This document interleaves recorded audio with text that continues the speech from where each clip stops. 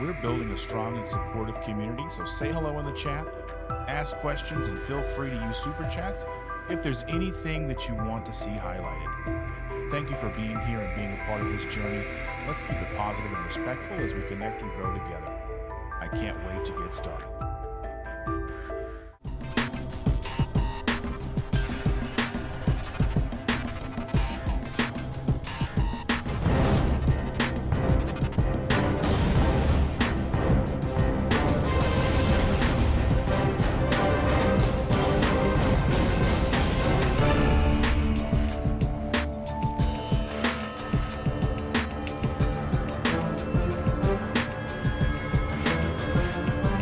Can you imagine? Can you believe? Are you aware that it's been 2 weeks, 2 entire weeks since we've sat down and had coffee together? Can you imagine? What does that even feel like? What does it even look like? It's been way too long and I've missed you. I've missed you so very much. Oh my goodness gracious. So glad to see all of you here.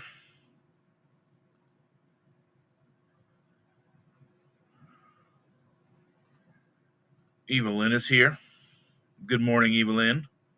We love you. We missed you so much. Oh my goodness. Oh.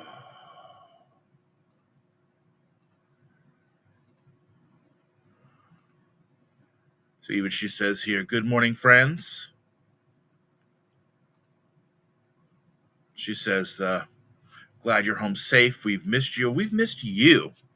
Missed you very much. It's a very, very difficult kind of like a dichotomy that is vacation, taking time away from things like this very thing here. Because we love this.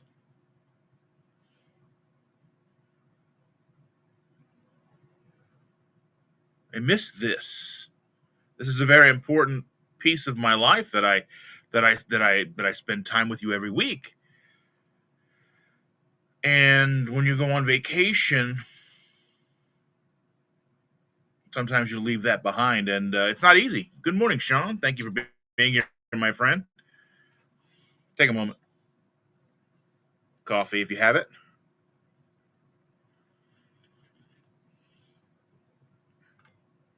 I was pondering some things this week.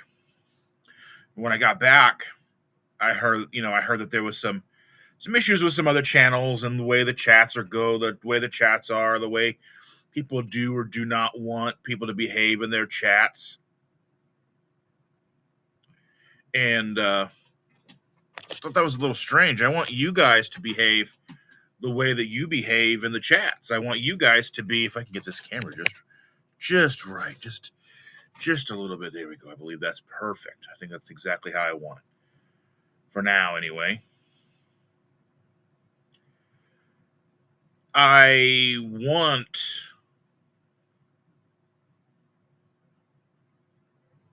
the chat to be home. Kind of like Cheers in a way. Everybody knows your name. Everybody feels welcome. Everybody feels accepted. And this community we want to build, that we're trying to build here, we want people to thrive. I want those of you who decide to start channels, those of who want to do podcasting channels, create content, go into coaching, any of the things that happen within this community that we can help you with, let us know.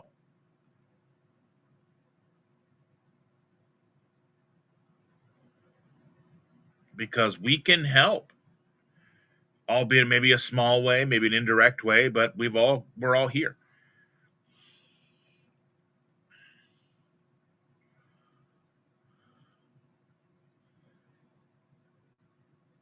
Brian Doyle's in the house. Good morning, Brian. So glad to see you, my friend. I hope you're doing well.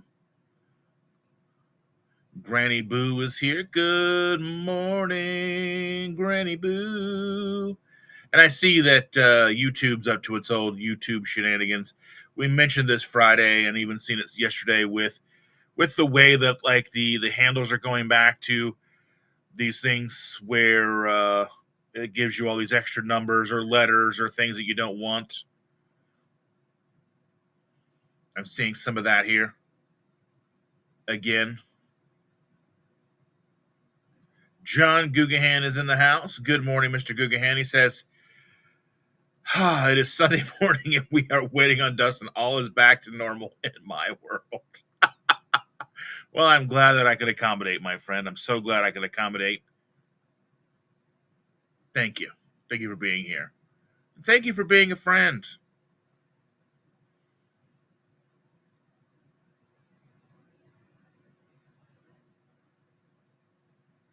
Shauna.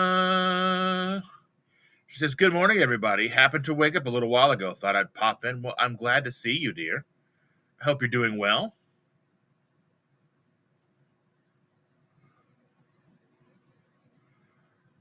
I've been thinking about this, and I think about the role that some of us play here. Those of us who have like a show, if you will. We do like a Sunday morning, or with Rick and his Saturday morning, where his Saturday morning extravaganza that goes for 5, 6, 7+ hours each week, depending on what he's got going on, and it gives a place for people to come and hang out. And far be it from me to dictate, obviously, outside of just behaving yourself, just not being a jerk, and me trying to do what me dictating how I don't want people to be mean to each other in the chats and stuff. I don't know. And Shauna says, why are our handles like this? I don't know. YouTube goes through and does these weird updates, and then usually it goes back after a few days to what you want it to be. And you can always go in and maybe modify your handles depending on how that looks for you.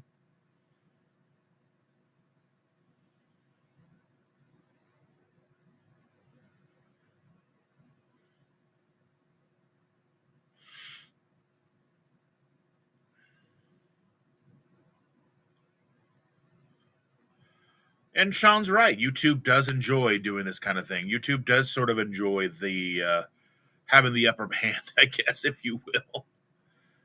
So there's John Gugahan saying good morning to all. And Shauna saying good morning to Dustin. And Amy, good morning, still in bed listening. Well, you deserve it. You had surgery. Get rest. Jeff, if Jeff Fultz became a member, fantastic. Thank you so very much. I truly appreciate that. Welcome.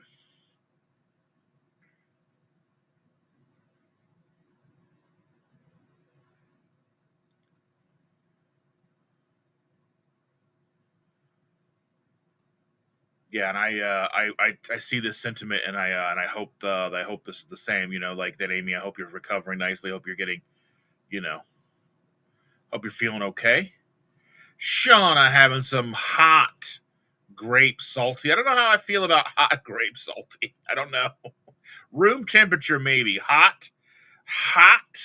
I don't know how I feel about all that. And Carl is instructing us to smash the like button. I don't mind if I do. Don't mind if I do. Amy says, last day to sleep in. Oh, you have to go back to work already? That's rude. Rude.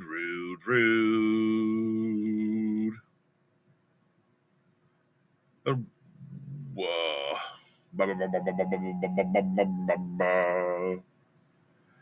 Josephine C. is in the house. Good morning, dear, from the land down under. I don't know if you'll ever get tired of hearing that. Probably already are. You're like, ugh, God.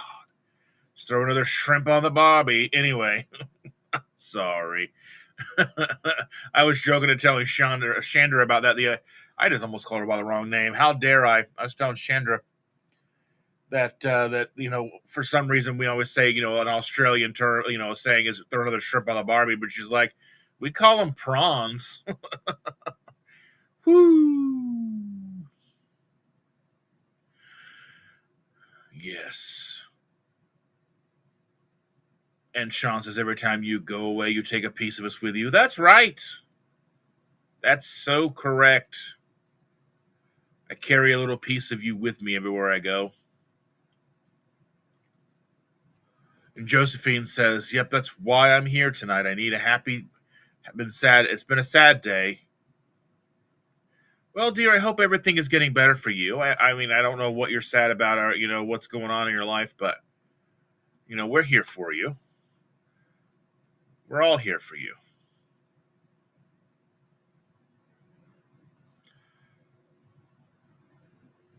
Amy says, I'm so mad about the drama. I made my opinion known, and I'm not going back to that channel. We are not children and do not need to be lectured and scolded. I wasn't involved in it. I've just heard the things, but I've seen there's always been kind of an air of that in a weird way, but I don't understand that. I'm here to be friends. I'm here to have a good time with you guys.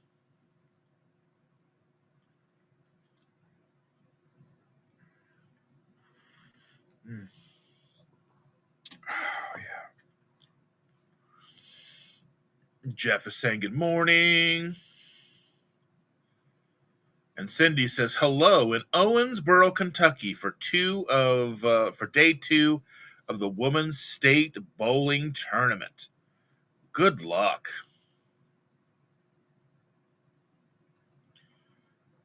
And Brian says, finally edited my first video. Not great, but done. Well, here's what they say. And people get discouraged when things like this get said. It was even brought up in some of the information that we've been touching on in the PhD course that I'm taking from Dr. Barry. It takes most people about 100 videos, some fewer, some more, to really find a groove, to get comfortable being behind the camera. Because, just turning on the camera, looking into it, and talking to it as if somebody's there is difficult. It takes time. And it starts with that first video. First videos are gonna be terrible. You're gonna look back at it in 5 years and go, what was I thinking? But you have to start somewhere. You have to just kind of start. And I implore everybody, if you have an inkling to do it, just start. Everybody has a phone. Everybody has a phone. Everybody has recording. You can record. Just try to make sure your audio doesn't sound awful. You're not recording next to the highway, because one thing that'll get people to turn off your videos faster than anything is audio. If you have the means to make sure all your audio is the same volume throughout the video, make it all sound okay, to line level your audio the best you can.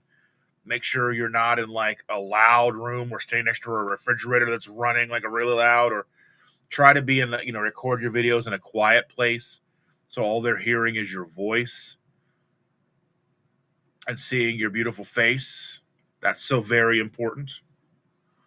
But yes, sound is very important.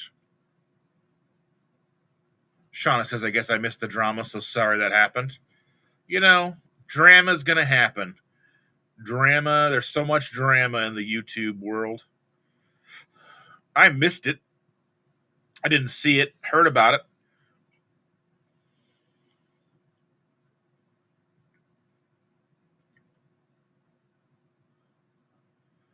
People are saying, hello, hello. Look at this. Look who's here. Christian Delorme. Bonjour, everybody. From Quebec. I'm not even going to pretend to pronounce that word. Lecatu, Quebec. I'm not good. I never took French.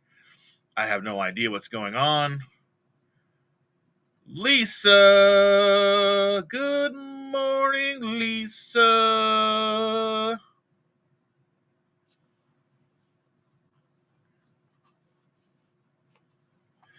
Yes.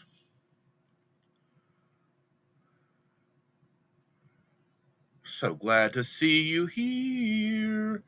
And Sean's asking question, when does Chandra have to go back to work? Yesterday. Yesterday she had to go back to work.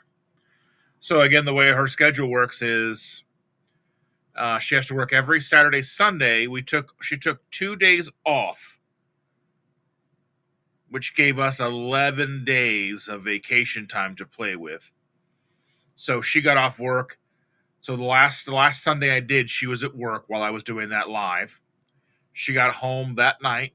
We got up the next day. I went and picked up the rental car, did what I had to do, and we left that Monday night. So then we had that week, the weekend, Saturday, Sunday, which that Saturday we went and had lunch with my cousin once removed, or however you want to call that, my cousin's kid. She's a freshman at Pensacola Christian College. And so we went and picked her up, went and had brunch.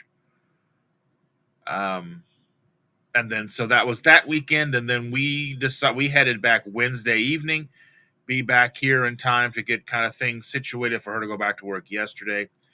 Now she will normally pick up on Fridays, but she didn't pick up this Friday, obviously, because we were trying to, do the things with the vacation and stuff. And she's not picking up next Friday because that's Halloween, and that is one of our big. That's a good holiday for us. We love Halloween. Halloween all year round, if you know what I mean.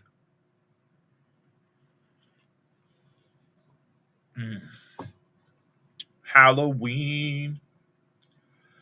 Amy says, I left him a comment on his Friday live suggesting he does not do lives and just upload videos only, so I'm sure he's mad at me, but I don't care. It needed to be said.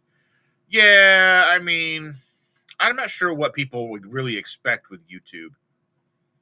If you're going to create a platform and have lives and you have a couple hundred people watching your lives and then you're getting upset that the chat is too busy, or people are chatting amongst themselves, I'm not exactly sure what really what you want, what really comes with that. Like, I could slow this chat down.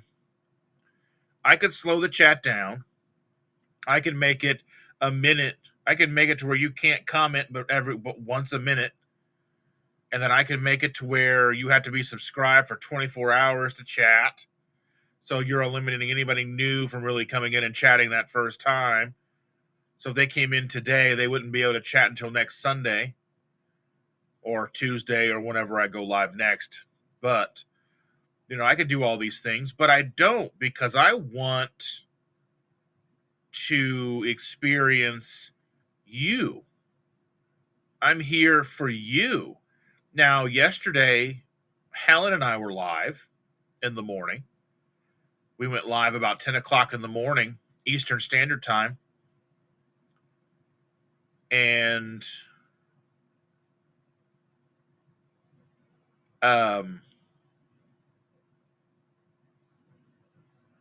we didn't really focus on the chat. There were a couple of questions that came through, but I wasn't really just reading the chat because it was more of a conversation between the two of us.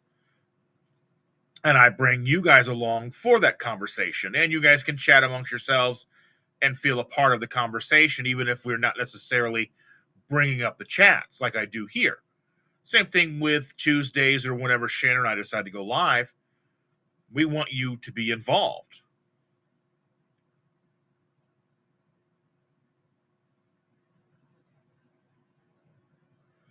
And Lisa said that she had hoped that we had an awesome vacation. We did.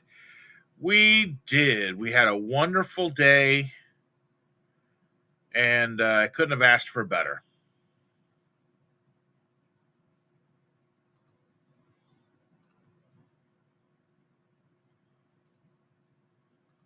Speaking of ducks, our guy Rick is here.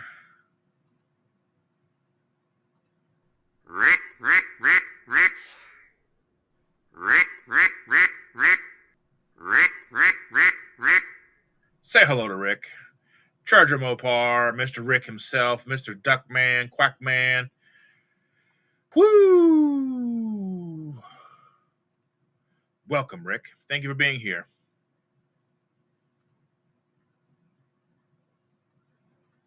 Cindy's asking, who was that, Amy? You know, or maybe you don't know. I don't know. I'm sure it'll come out. I'm sure it'll come out here. Mr. Christian DeLorme for a Canadian $5. Again, Dustin, thank you for the pumpkin sausage soup recipe. Well, I appreciate that, Christian. Not my recipe, but I make sure that people know about it because it is flippin' delicious. It's now a fall staple in the DeLorme household. I need to try to make it here sometime soon because it's delicious. I love sausage. I love soup. Yummy. I need to make some chili. Yeah, I mean, I can just probably make that in lieu of some chili. You know. But I'm glad that you enjoy it because it's some good soup, and if you make it a little bit spicy, super good. Super spicy. Yum yum yum.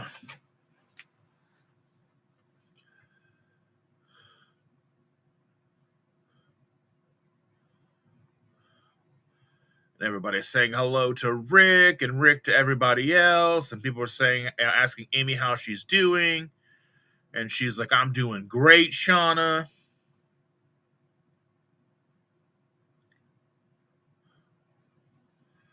So glad for all of y'all.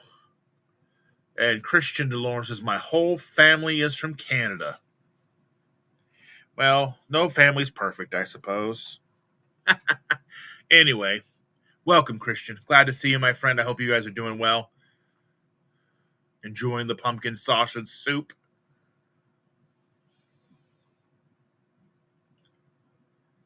Shauna says she had a cortisone shot and got on my shoulder last Tuesday. Has been a miracle. Finally sleeping after 2.5 months of no sleep. Oh my goodness gracious. I'm so sorry.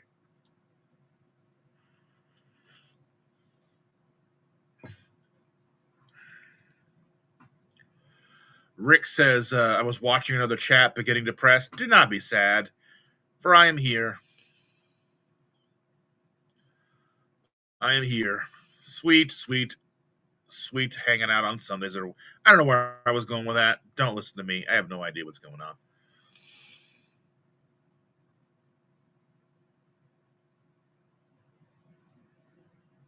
Shauna's getting a new mattress delivered today. I love it.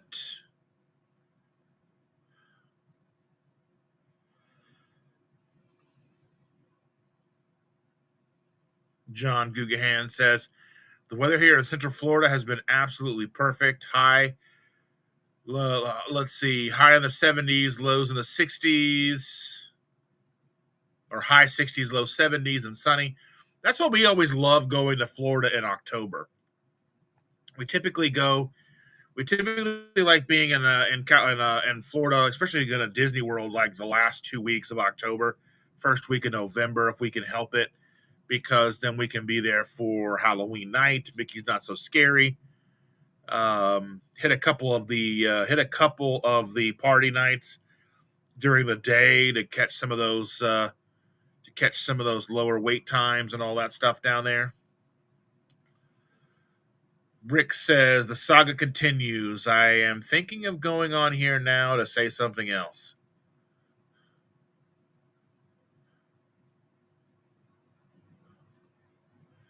And Mr. Gugahan is also asking what channel people are alluding to.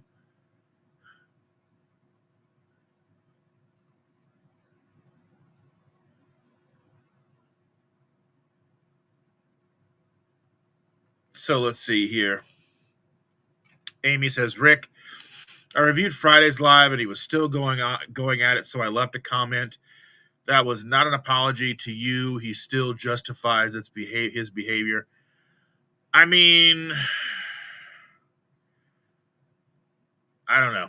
I wasn't there. But I just know the person, what I've seen in various lives, and they there's a consistency there. But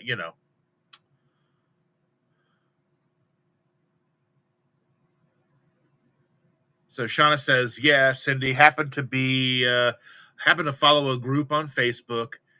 They show all kinds of discounts. Found a great rated mattress with a giant discount. That's what we love. We love saving those dollar bills, y'all.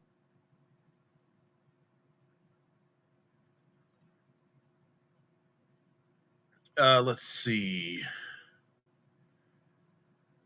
Andy, good morning, dear. I hope you and Susan. Oh, if I could get rid of these hiccups. Let's see. Going to a Renaissance fair today with granddaughter, her first time. It won't be raining. It should be fun. Well, I hope so. I hope it is a good time.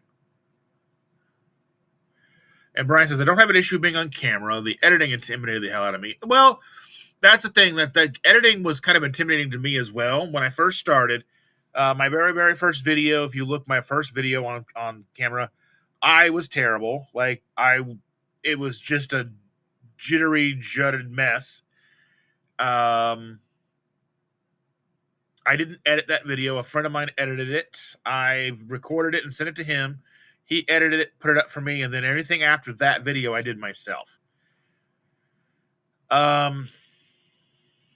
I started with a program on my phone. I have an Android phone. I've only had Android phones since I got a smartphone for the first time. I had an Android. Since like whatever it was, Gingerbread or whatever. Android Gingerbread, if you guys remember those being the thing. Oh, Kit Kat and Gingerbread and Oreo and all that stuff. But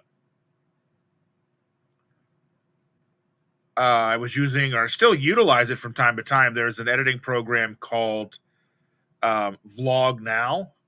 So VN Vlog Now. That's a free app you can use. I think you get like 100 videos to edit or whatever. Then you can also watch ads and stuff to get that. And then there's also something that most people don't realize, that YouTube actually has a phone editing app. It's YouTube Editor, YouTube Create. It's called YouTube Create. I have not played around with it. How many here have utilized YouTube Create? Let me put something up here. Let's put a poll up.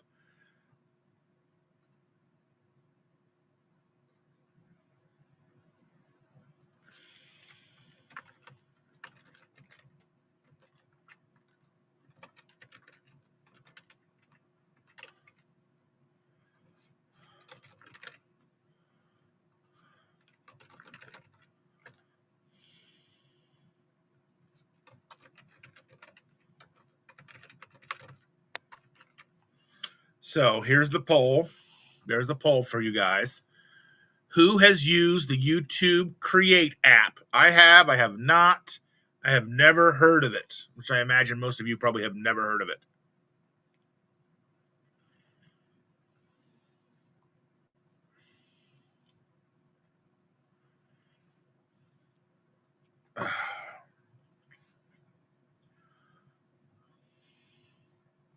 I don't know. I haven't played around with it enough to know if you can edit long form videos or just short form videos. I don't really know. But yeah, Brian, if you're an Android guy, then yeah, there's a Vlog Now. You can edit long form videos with it. You can do short form content with it, along with YouTube Create. You can search in the App Store YouTube Create, but when you go to look for it in your apps, it's YT Create. So the YouTube is abbreviated. They make it difficult.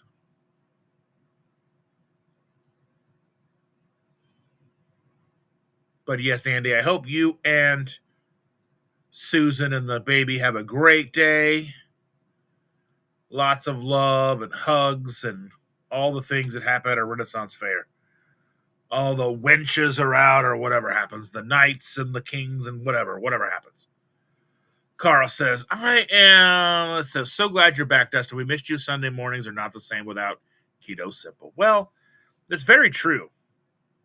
My Sunday morning last week, let me fill you in on my Sunday morning. I got up about the same time. Well, I got up earlier than I would have got up for this. Well, I got up in time to do this, but I had to drive from Orange Beach to Pensacola Airport. and back to drop off our middle child and his girlfriend because they were renting a vehicle, and only where they could rent a vehicle on a Sunday was the airport. And so, weirdly enough, you just drop them off at the terminal like you're leaving on a flight. I dropped them off at Pensacola Airport, so I've been to Pensacola Airport. It's a teeny tiny little airport. But I mean, it's not much different from Indianapolis International, but ours is a little more fancy, glass and all that stuff. But yes, I do miss you guys, and I did miss you guys last week. We did we had brunch afterwards. We had these ridiculous, gigantic cinnamon buns.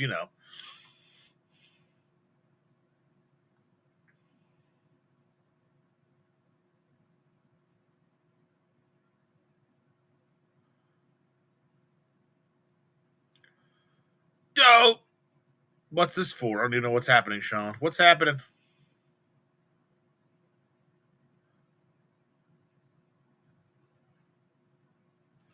Lisa's not a fan of Halloween. Why aren't you a fan of Halloween, Lisa?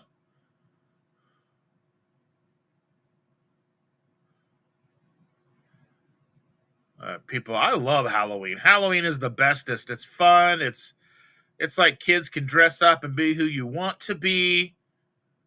It gives you a chance to really kind of be able to play around and just be, young and yeah.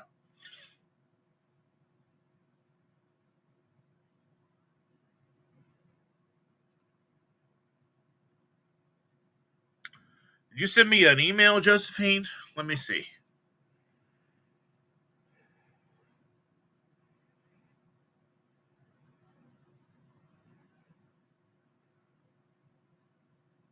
Josephine Crawley.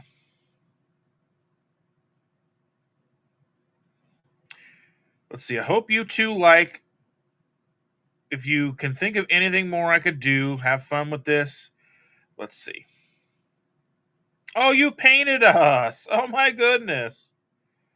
Here, let me save this so I can bring it up and put it on screen. Hold on.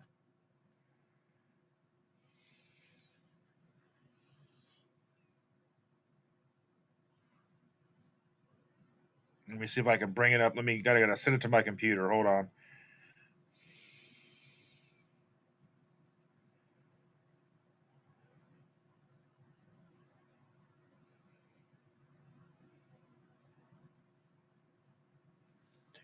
All right, I should be able to bring it up over here now.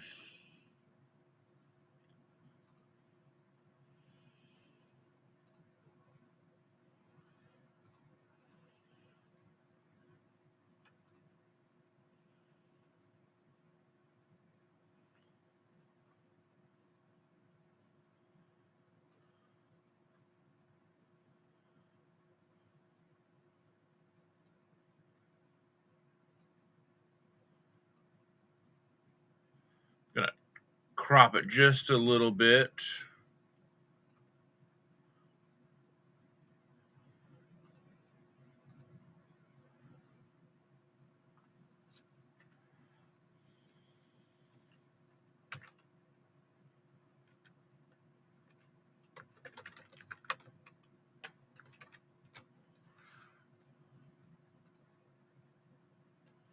All right, let me go ahead and bring it up over here so you guys can see it.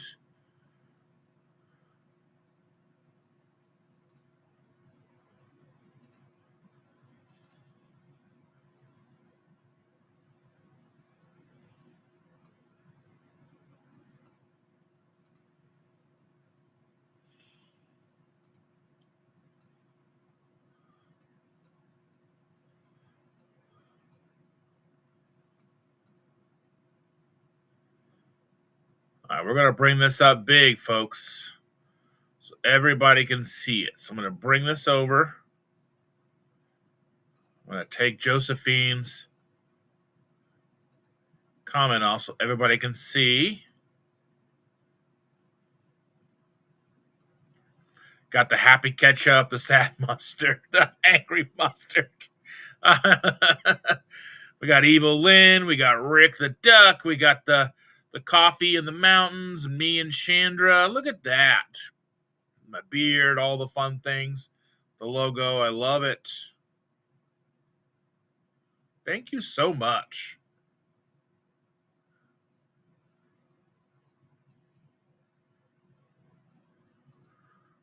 Thank you. I appreciate that very much. I'm going to send that to Chandra right now on the phone.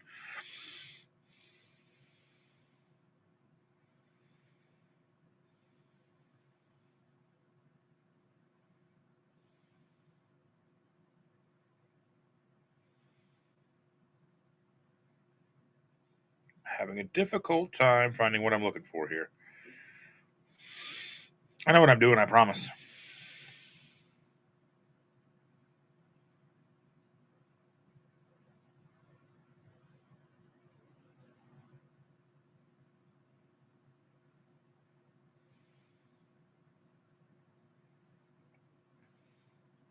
All right. I sent her a copy of that. Said Josephine C. painted it for us. She painted it. Looks cool. We love it. Thank you. Yeah, that's the thing. We don't really have the time. We go to the pumpkin patch. We get pumpkins. We do the trick or treating. Our house is always kind of decorated more towards Halloween anyway. But you know, I love Halloween. It's the bestest. Julie is in the house. Good morning, Julie. Thank you for being here. Good morning, Dustin. Hey, everyone.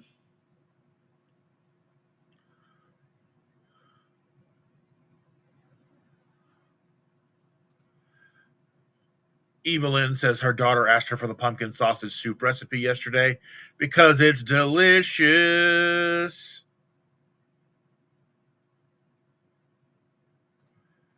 Shauna doesn't like pumpkin anything. I'm not a big fan of pumpkin most things. Like maybe I used to get like one like back in the before times. I would drop by Starbucks and I would pick up like just one pumpkin spice latte a year. Really, that was usually good enough for me. But pumpkin's not really my best flavor.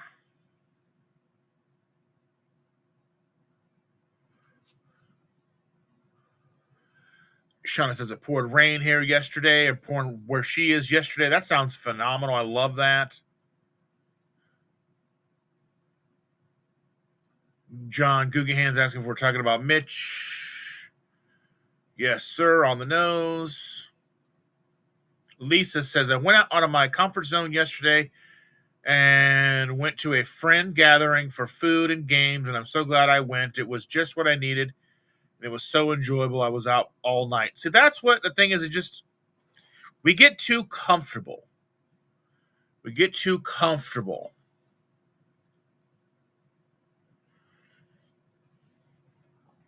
We get too comfortable. Got to get out of our comfort zone. Do things that we're not used to doing. Hanging out with Jen is here. Good morning, dear. Welcome, welcome, welcome.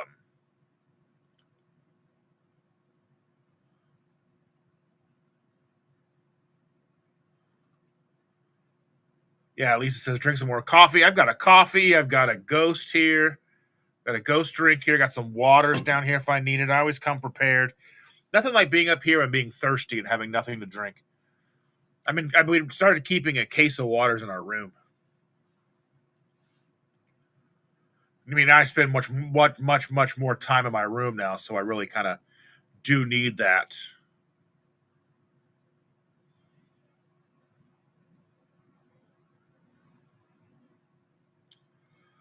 Andy says, hey, Lisa, Amy, Cindy, Sean, Dustin, Evelyn, Shauna, getting ready to leave. Just ear hustling now. Love you guys. Well, we love you guys. Be safe. And Brian says, I'm starting on CapCut. I've never used CapCut before. They say it's great things. I'm a fan of free. I'm a fan of free without. I'm a fan of free things that don't have any kind of watermarks. And I don't know if CapCut has watermarks in it or not.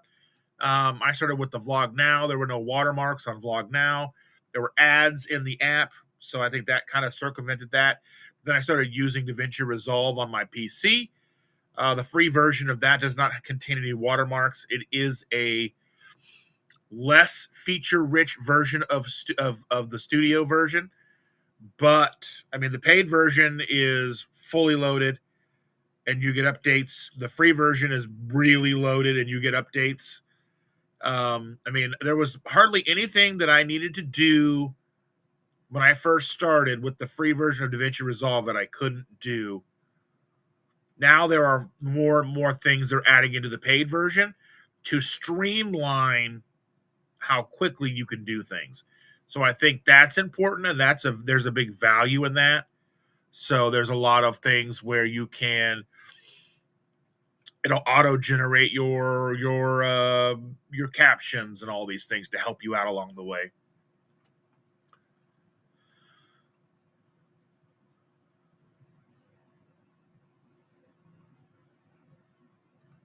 Yeah, Team Android here. I don't really have anything. The only thing that I have against Apple, products is there's a walled garden effect. When you get into like Apple, like an iPhone, and then you want the watch that works the best with an iPhone, then you're going to go with an Apple Watch. Well, then you want the tablet that works the best with the iPhone. Well, then you're getting an iPhone. And then you're gonna, I've got an Apple Watch, I've got an iPhone, I got the tablet. Let me go and get myself the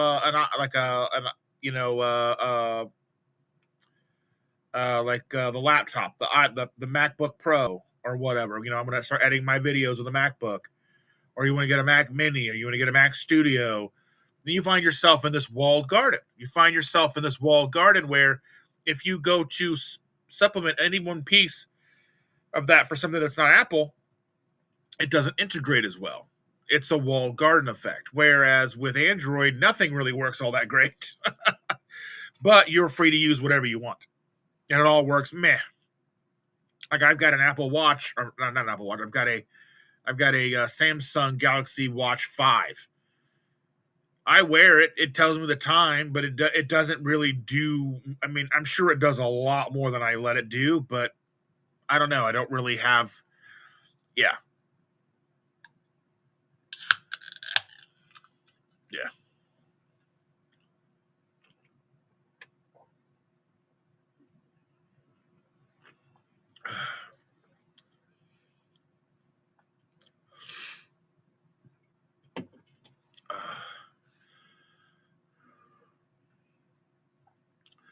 Shauna says, Android here too. Fruit and technology don't mix.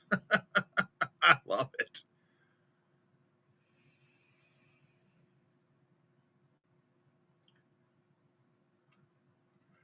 Oh, because Shannon had to go back to work yesterday, Joe. Oh, yeah. Yeah, but she just works today. She worked yesterday, today, and then she's off again till next Saturday. So don't feel too bad for her.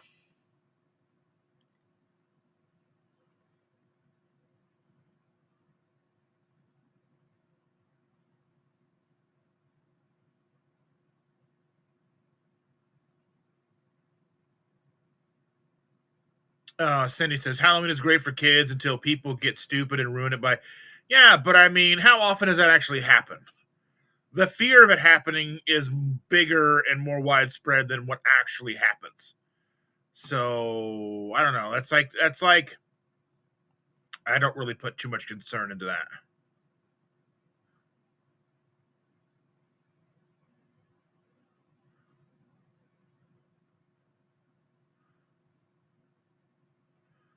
Dope.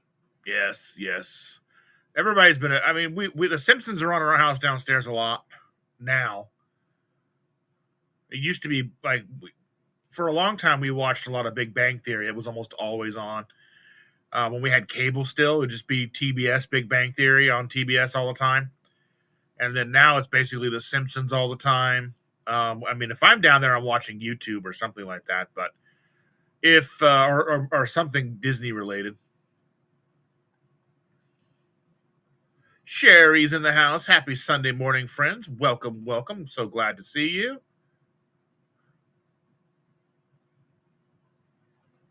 Josephine says, I'm glad my daughter is here too watching. Well, welcome to her as well. Thank you.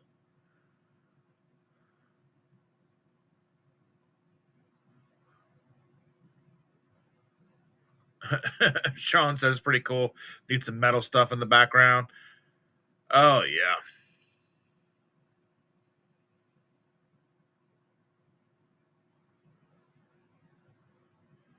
And Cindy says, Dustin, you love Halloween just because you're a big kid. There's a fantasy element to it. It's like it's a chance to be something that you're not. It's a chance to just have fun. I don't know. People put too much into it. People put too much onto it that it isn't. It's just it's fall. It's the leaves. It's the time of year. It's just a warm, cozy, just change. It's time to listen to Typo Negative. You know what I mean? It's just time. Spookier music, spooky movies.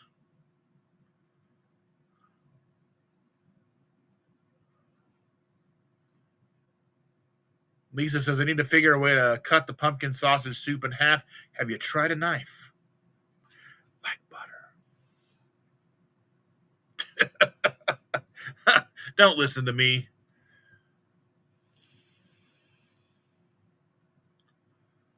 Evelyn says, I tried fresh apple cider at the pumpkin patch last week. We received a kindergartner's portion, about 2 tablespoons. It was good and super sweet. I don't understand really what's like, what goes into apple cider? Is there, well, you got to be careful. There's no cinnamon in it, right? No cinnamon.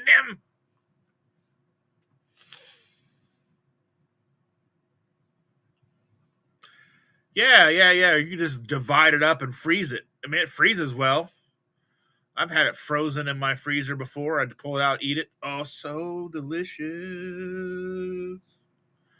I love it.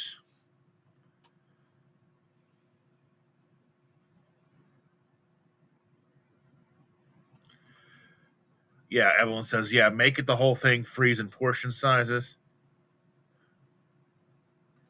And Lisa's never been a fan of apple things. Like, I love apple, like apple crisp, apple cinnamon, all that stuff is delicious to me. Shauna says apple is my favorite fall flavor. And John Guggenheim says, well, his logo is that of a grouchy old man. Yeah. I'm nothing really. It's his channel. He can do whatever he wants. You know. Take it easy, Mr. Guggenheim. Off to church. Have a great Sunday, everyone. We'll see you. We'll see you around, my friend.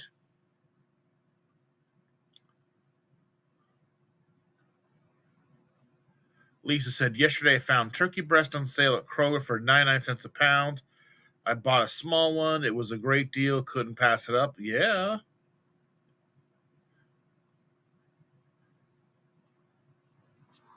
Josephine C says, I heard the more chats and the more chats and the thumbs up you get, your content gets out to more people.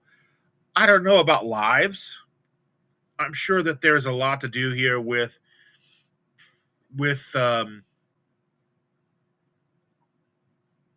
engagement. Engagement across the board always helps a video. If you want to help a person's channel, anytime you watch a video, be sure to watch that video from beginning all the way to the end and click the like button, share it out with a friend, put it on your Facebook, whatever. Even if nobody clicks on it from your YouTube or your wherever you share it to your YouTube channel, share it wherever.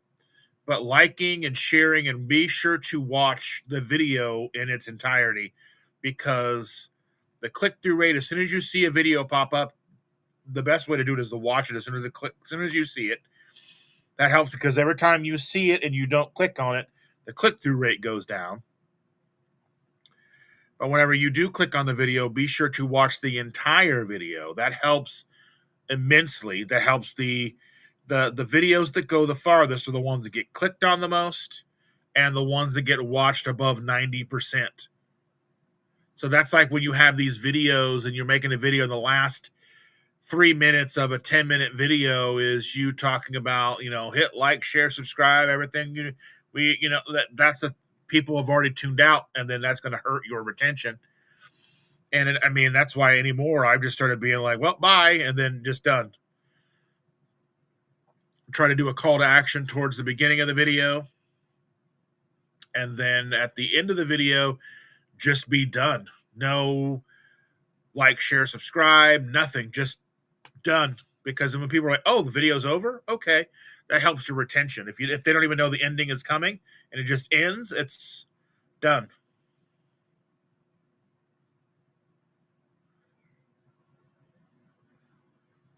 Hanging out with Jen, loves purse bacon.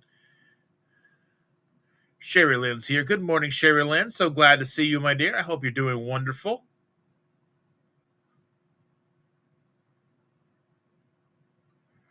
And Sean says, the only reason I don't like Apple is all the proprietary crap. Plus, I like to use third party. Yeah, that's the problem, I think. The proprietary nature of their platform. But at the same time, that's like kind of what makes everything work so well together with Apple. So it's like a double-edged sword. And I understand that. Like, it works so well together because they do keep control. And that's where a lot of times Android products miss the mark because they are open. So it's not as big of a deal. So,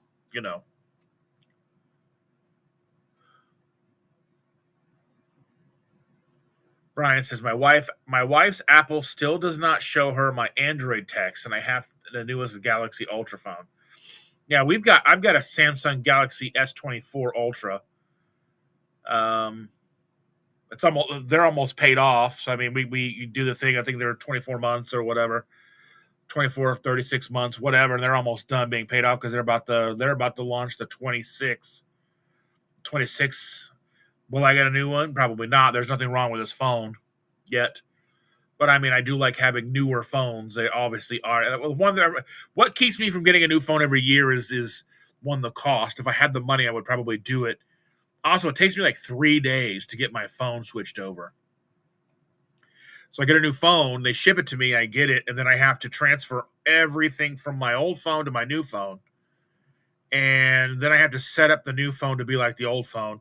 Almost every single phone I've had for the last 10 years, the layouts have been the same, the icons have been the same, I use the same launcher, everything's the same.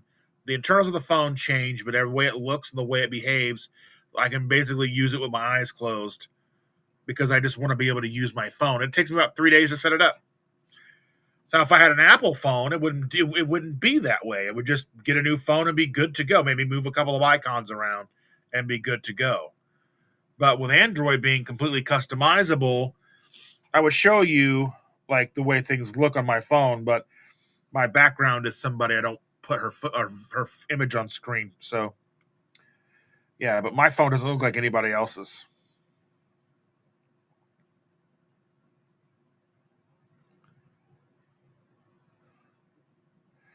But yeah.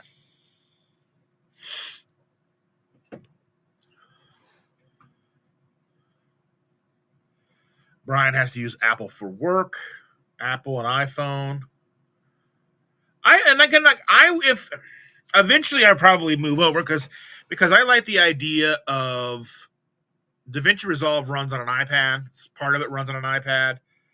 I know eventually I'm probably gonna, if things kick off, I'm probably gonna get a MacBook Pro eventually, because I try to look at what PCs are available, and because PC is so fragmented and there's always issues with Windows and all that stuff and how it run, and I basically have to buy a gaming laptop to run the editing program that I like, and it's just irritating. It's just irritating because I just want a simple, I love the laptop that I have. Lenovo makes this creator laptop that I have. It's streamlined. There's no RGB. I don't care about all that stuff. The laptop itself doesn't need to look pretty. It just needs to work. I just need it to work. And that's what I love about Apple. They all look identical. Just from looking at them, you probably couldn't tell which one it is, but they work.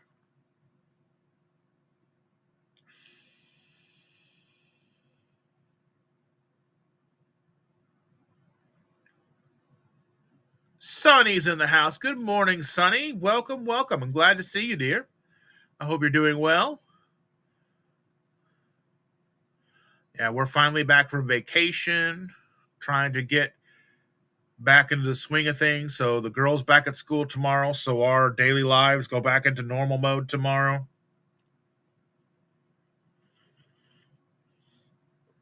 I've got to catch up on some schooling. I got to get some content out there for you guys. Again, I've asked you guys to go out on my posts over on YouTube and respond to me. I think the only person that's responded is Evelyn. What kind of content, long form content, non live, non shorts content do you want to see from me? Let me know. Be open, honest, vulnerable. Talk to me. Let me know. Terry's in the house. Good morning, Terry. Glad to see you, dear.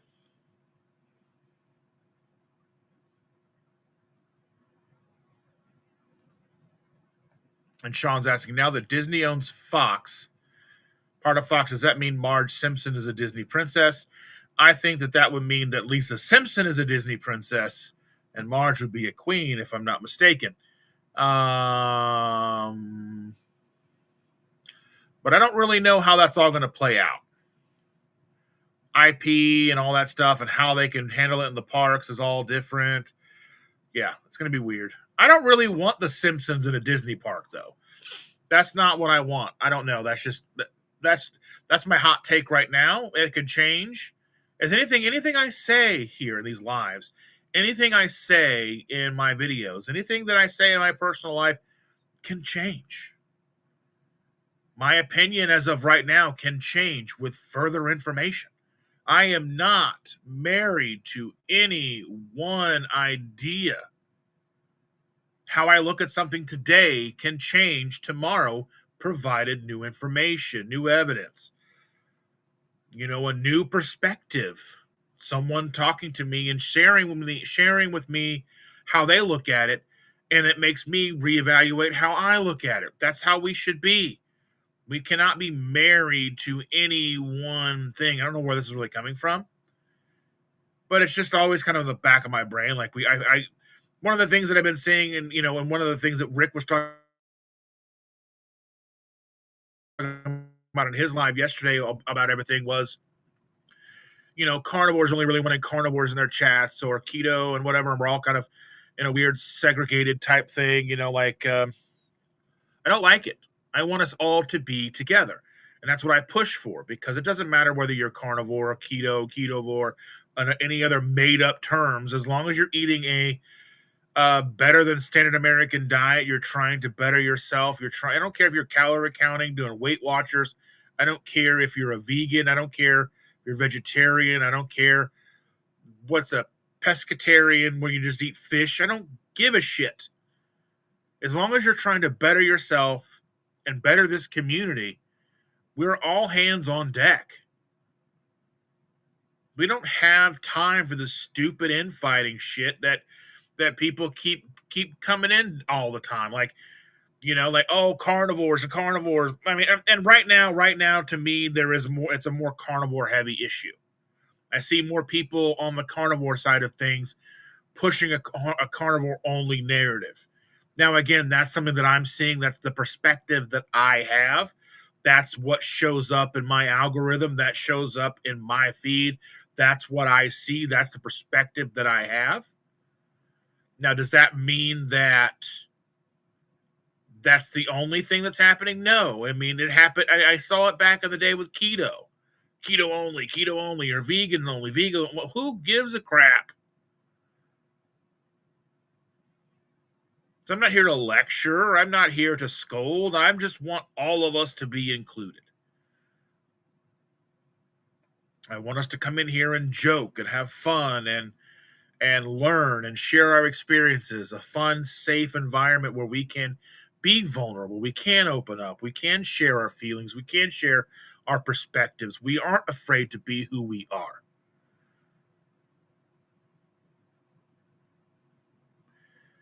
And it's going to take all of us coming together and working together for probably longer than I'm going to be on this planet. longer than a lot of us are going to be on this planet. This isn't a this decade thing. This isn't a this administration thing. This is going to be going on for a long time.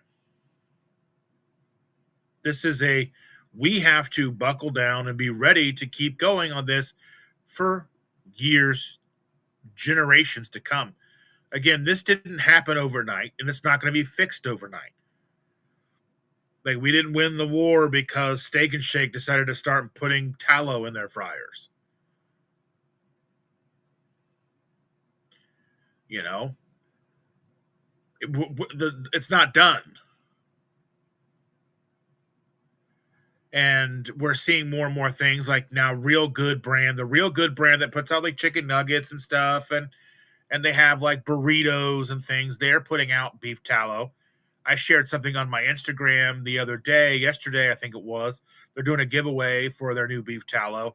I'm guessing they're going to be selling it at Walmart. I don't know how long it's going to take that stuff to get into Walmart. But if you can support it, maybe buy a jar if you see it, pick up a jar. I only say that with companies because when you're trying to break into a market with something like tallow, it's probably going to be expensive. And I've seen tallow in the grocery stores at like Walmart for like a 16-ounce jar be $13. That's a lot of money. When you can get like the tub, like 2 big tubs of Crisco for $13 probably. I'm making that up. I have no idea. I'm just pulling numbers out of my rear on that one. But I know what I pay for. I know what I paid for tallow. 2 16-ounce jars or 2 18-ounce jars of tallow at Costco a couple of weeks ago was $20. So is that still cheaper than buying it at Walmart? 100%. Shauna, thank you for being here, dear. I hope you get some rest. Thank you for being here. Hope to see you around soon. But if you have the means, pick up a jar of it. I have no affiliation with the company. The reason why I ask people to do things like that is because that shows we show with our wallet that we want that in stores. It shows Walmart if you find it at Walmart. It shows Real Good that there's value in what they're doing. Obviously, look at the ingredients, and if it just says beef tallow, they said it's not like hydrogenated or anything like that. So look at the label, see what it says.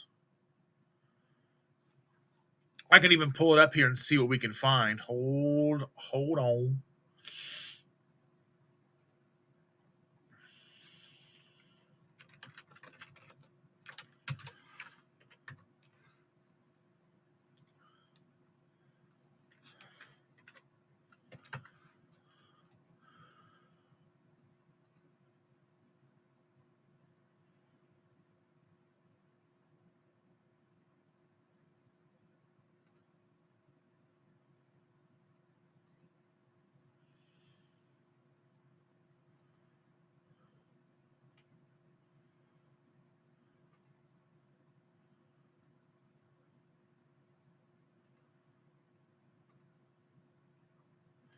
Hold on a second. I'm trying to use Walmart. Walmart's being weird. I apologize, ladies and gentlemen.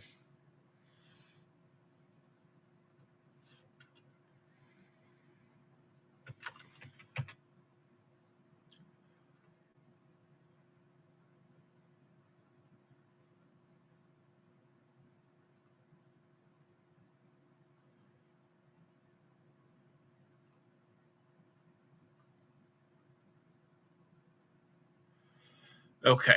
Now, I don't know if it's going to show me if it's at. I don't know if I can set my whatever here. Let's see. Is it in the stores?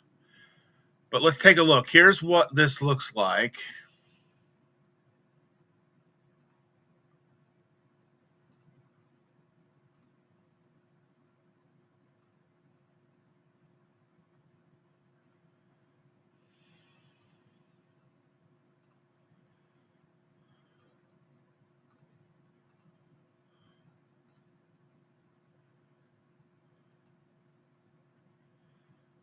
All right.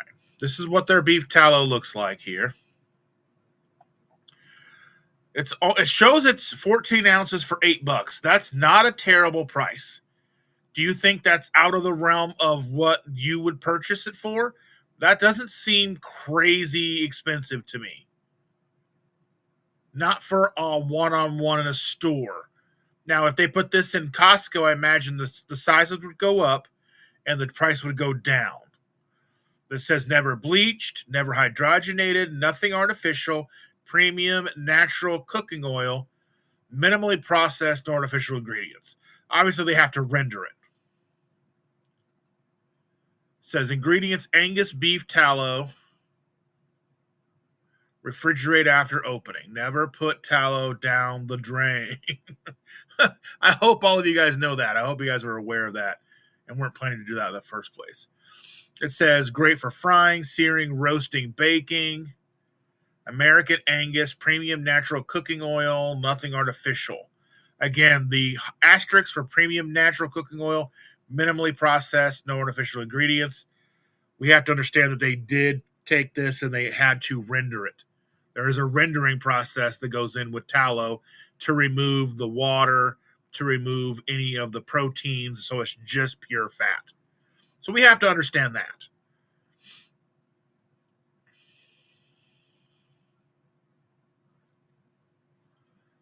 So, but is this something that you guys would be willing to try if you see this in stores?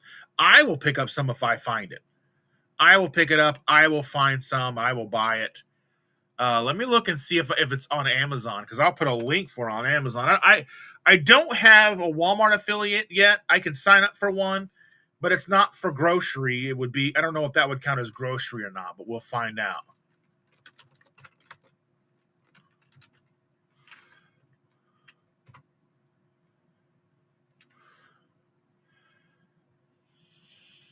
Let's see. I have the Fatworks tallow, but they want for theirs is $1.64 an ounce. So theirs is a 14-ounce container, and they want on Amazon, they want $23 for it. That's insane. I got maybe 2 of those for $20. That's crazy talk. Crazy, crazy, crazy, crazy, crazy. This is 100% pasture raised, 100% grass fed, grass finished, suet, sourced and made in the USA. So is it cleaner? Possibly, but at like over twice the price, that's like 3 times the price. I don't think it's 3 times cleaner. How do you feel about that? Sound off in the comments, boys and girls.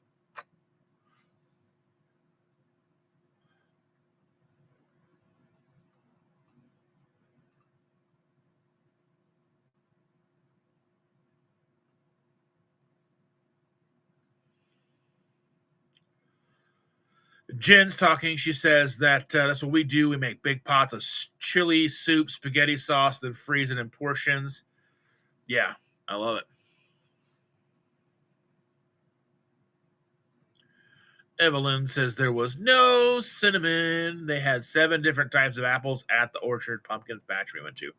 I just love going to the pumpkin patch.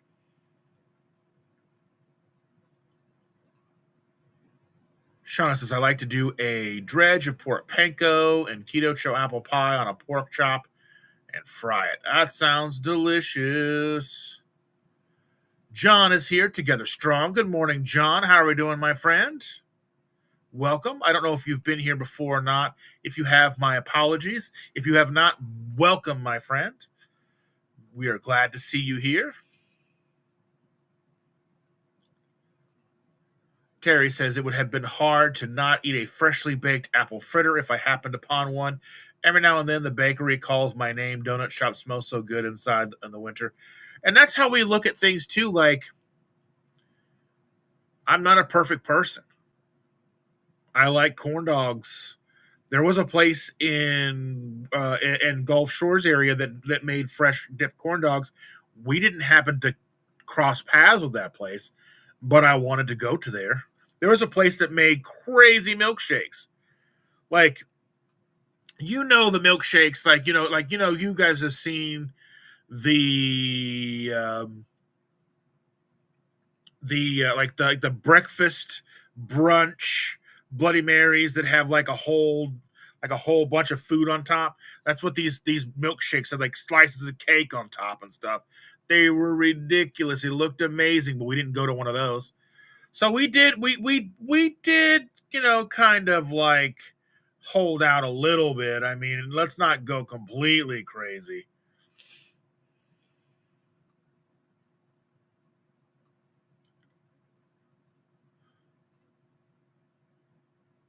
Sonny says, I recently learned that all you have to do is click the share button and that counts as a share. Well, that's fantastic. So everybody share it, please, please. Share my videos, especially my new waffle recipe. I'm really bummed that it's only got a couple hundred views. And I know like it'll over time it could get more, and it is one of those evergreen type videos, but like I want more people to watch that video. I want it to have more views. I want more people to try that recipe. Evelyn says, did anybody buy the new Keto Brick glazed donut? I did not. I am not that big a fan of Keto Brick. I like what they stand for. I like what they do, but the flavors are just not there for me. I'm sorry. I'm so sorry.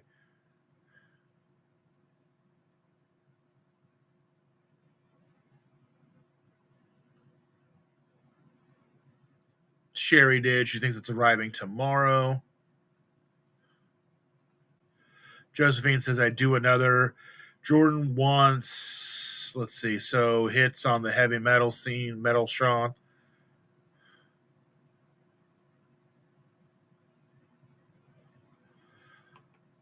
And Brian. So I've never tried AirDrop, so I don't really know AirDrop.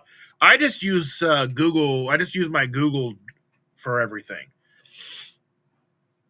I have 2 terabytes. Well, I'll end up eventually having 5 terabytes when I create a business account with Google. But I have 2 terabytes now, and I can just move files from my phone to my computer, or phone to the cloud to wherever I need to.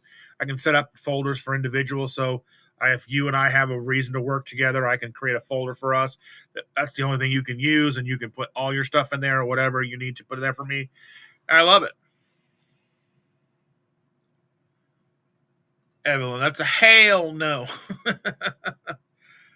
Evelyn, we bought a few of the glazed keto bricks. I haven't gotten them yet. We love the no bake cookie dough ones. I think the glazed donuts would be like that. Thomas is in the house. Good morning, Thomas. How are you doing, my friend? Glad to see you.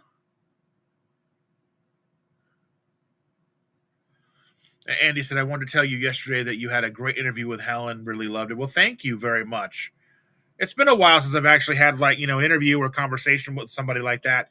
So I'm trying to get back into practice. Next week, I believe it's next week, next Saturday, it'll be Amy and myself. Then I've got Thomas. I'm going to be on Thomas's sometime coming up soon. And I'm going to be with Carnivorous Grandma sometime soon.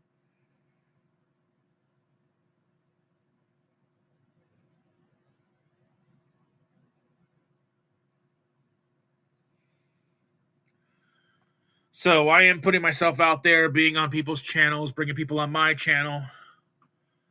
You know how it is. Yeah, I mean, yeah, Thomas says that Simpsons have been on Disney Plus for a while. Yeah, that's true. True.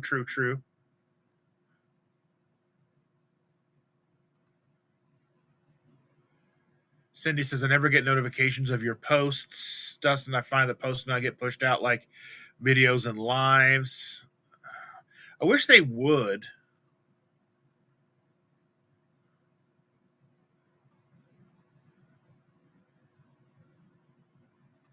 Sean says, great idea watching all the Treehouse of Horrors. We did that before. We've watched those over the years again and again. We are rewatching. So we watched this. There's a show. Let me see if I can bring it up and show it to you guys. Let's see.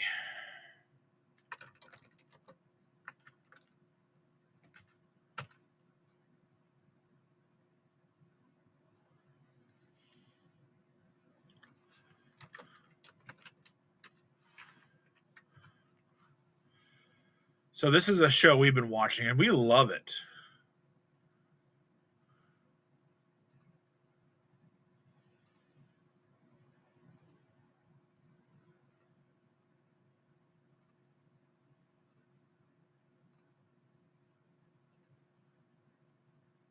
So this is the show we've been watching, Haunted Hotel. So Will Forte is Nathan. Nathan is this guy right here. If you can see, oh, you can't see my. I don't know why the mouse doesn't show up. But Nathan is the guy with the mustache. He's a ghost. It's the lady's brother. He dies, leaves her the hotel. So her and her two kids, they take over the hotel. And the weird little boy at the bottom is named Abaddon. He's a demon he's a demon that got trapped in a boy's body in the 1700s. It's hilarious. It's funny. They're making a season 2 already. We're already started to go back and rewatch it. We love it. It's so much fun. Skylar's in it. If you watched Santa Clarita Diet, he was in that. Eliza Coupe plays Catherine. I want to think that she was in Future Man.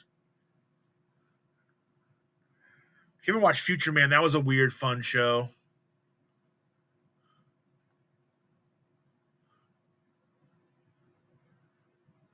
Like that show.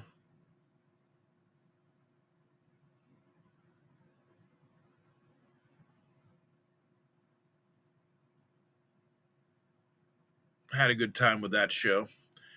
And then there's obviously The Boys and all that stuff. A lot of good stuff out there. A lot of fun things. Anyway.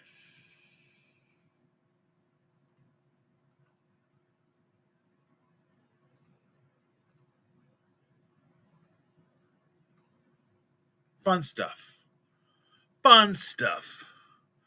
And Thomas, are you having a live today? Hello, Terry Sue. I'm behind a little bit. Thomas says, I don't know. I could. Okay, so I thought about, and that's something that I was talking with Amy about last night a little bit. I was thinking because there's people who go live every day. Do you find that it gets easier to go live every day? As I do this, so this is my third day in a row doing a live. Shannon and I did a live on Friday to kind of get back in the swing of things. I did one yesterday with Helen. I'm doing this today. We'll do another one on Tuesday. I have one on Saturday with Amy, and then again Sunday with you guys here doing this very same thing. I kind of wonder, what's the happy medium? Where is the line? Because I know that people struggle to watch all these lives. People struggle to watch the lives. People struggle to be engaged with all of the lives. I don't want to try and spread myself too thin. I've got a lot of work to catch up on, but I enjoy doing lives. I think I found a happy medium with Shannon and I doing a Tuesday live, me doing a Sunday live, and then mixing in Saturdays every once in a while. But I want to know what you guys think about that. I don't know. I want to add some nighttime lives, but I kind of think that's kind of a busy spot already, and then I'd have to go wait till the girl's in bed, and then I'm loud, and she won't be able to sleep because she already complains now that I wake her up in the morning doing this because I'm in this. It's not an office. This is just curtains. So what looks like to you as a room is not. It's all a figment of your imagination. I mean, this is back here is a window behind that curtain. So there's a window, a blackout curtain, and a blackout curtain over that. It's all held together it's what it is.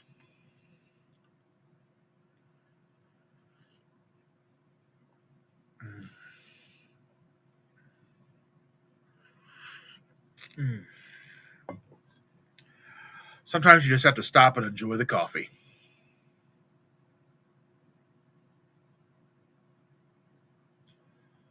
Is this somebody that I'm not seeing here? Oh, we're talking to air frying. Oh, air. Okay, he said airfare. I was thinking, okay, that's Shauna air frying. Okay, I was like, what? Did I miss somebody?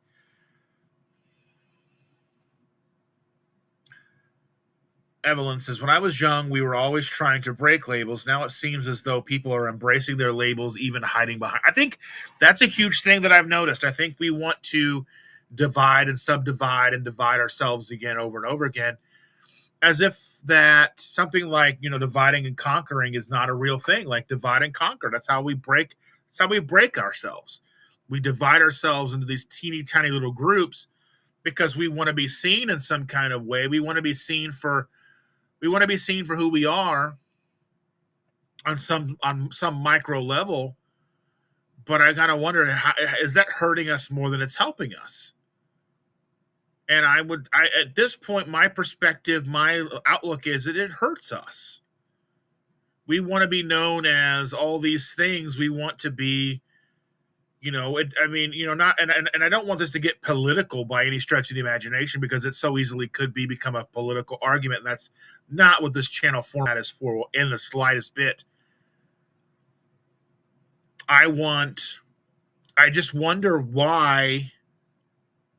I mean, we're always dividing ourselves. We're dividing ourselves because we start off American, and then we add in our religious denomination, and then we add in our political affiliation, and then we add in other things, and then we want to break into I'm keto or carnivore. And it's like we're this, and this. So I'm in this very specific small bucket.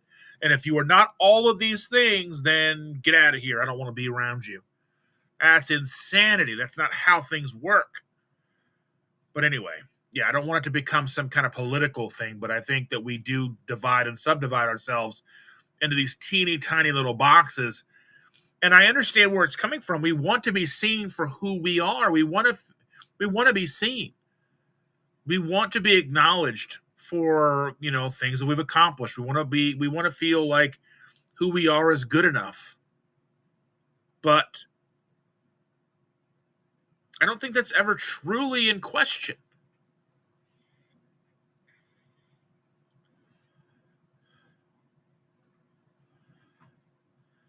Oh, yeah. And Shauna said she was going back to bed a while ago, 22 minutes ago. And Jen says, that's why I always show up to your channel. You don't exclude anyone, and everyone is friendly, because I definitely ran into some things lately, so I stopped going to some.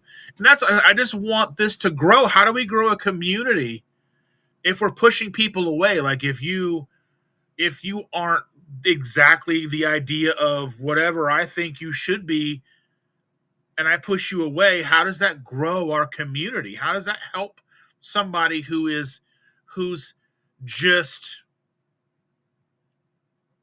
I don't know. How do we help people if we're willing to, if we're so easily willing to push people away who aren't doing things the exact way we expect them to, or if they don't fit into some perfect little bucket that we have put ourselves into?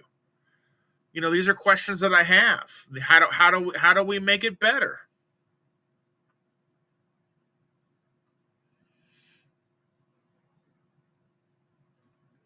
Cindy says, Sean, thank you again for popping into my Friday Night Live. Well, I love that. I missed your Friday Night Live, Cindy, and I'm very sorry, dear.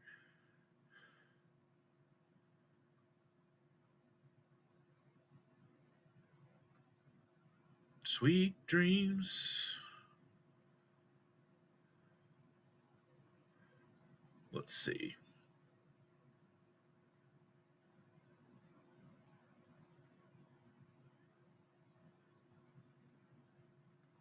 I'm trying to see what's going on here.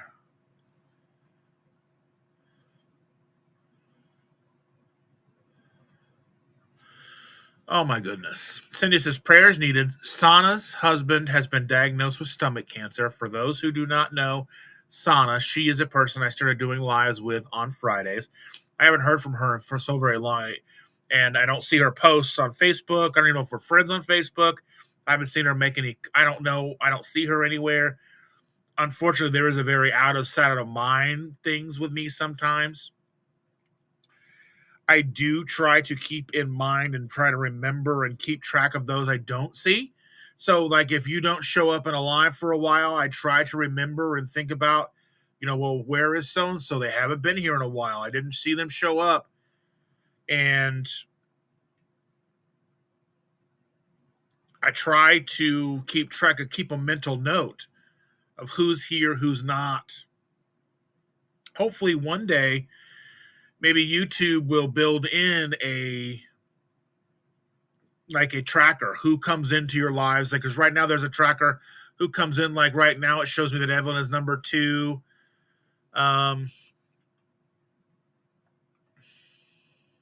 Christian Delorme is number 1. Evelyn's number 2. Shauna was number 3. But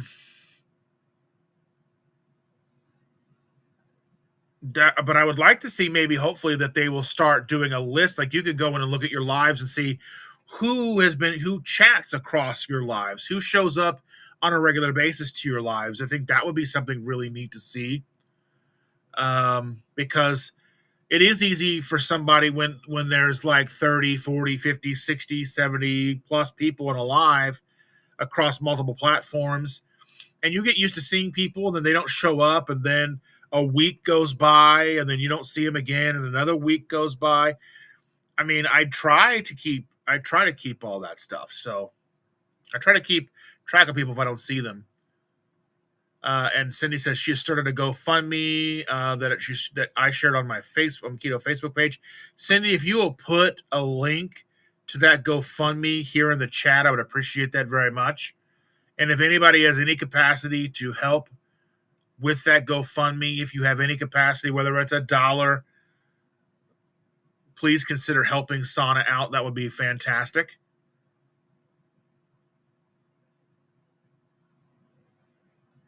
And Lisa's talking about the tallow. It's not a bad price to pay. I agree.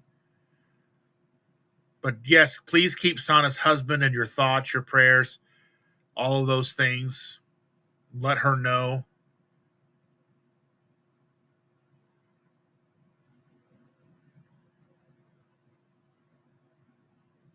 that you care.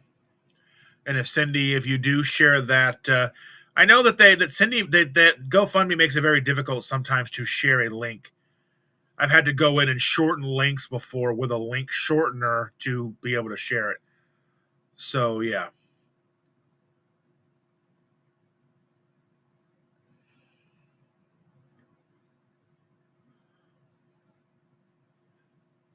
All right, Lisa. Well, that was 22 minutes ago. She said she's going to get ready for church.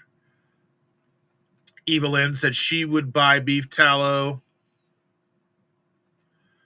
Andy said my homemade tallow balm that we use on Susan's psoriasis has shown marked improvement. No more lotion for her, just tallow balm. That sounds fantastic. We have a butcher in town that recently started selling tallow. That's awesome.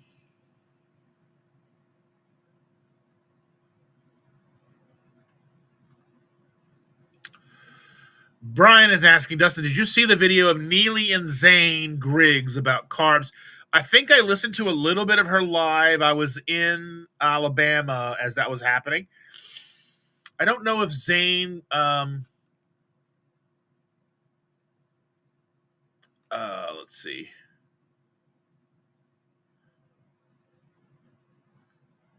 I don't know if they've written books together or not. Let me see.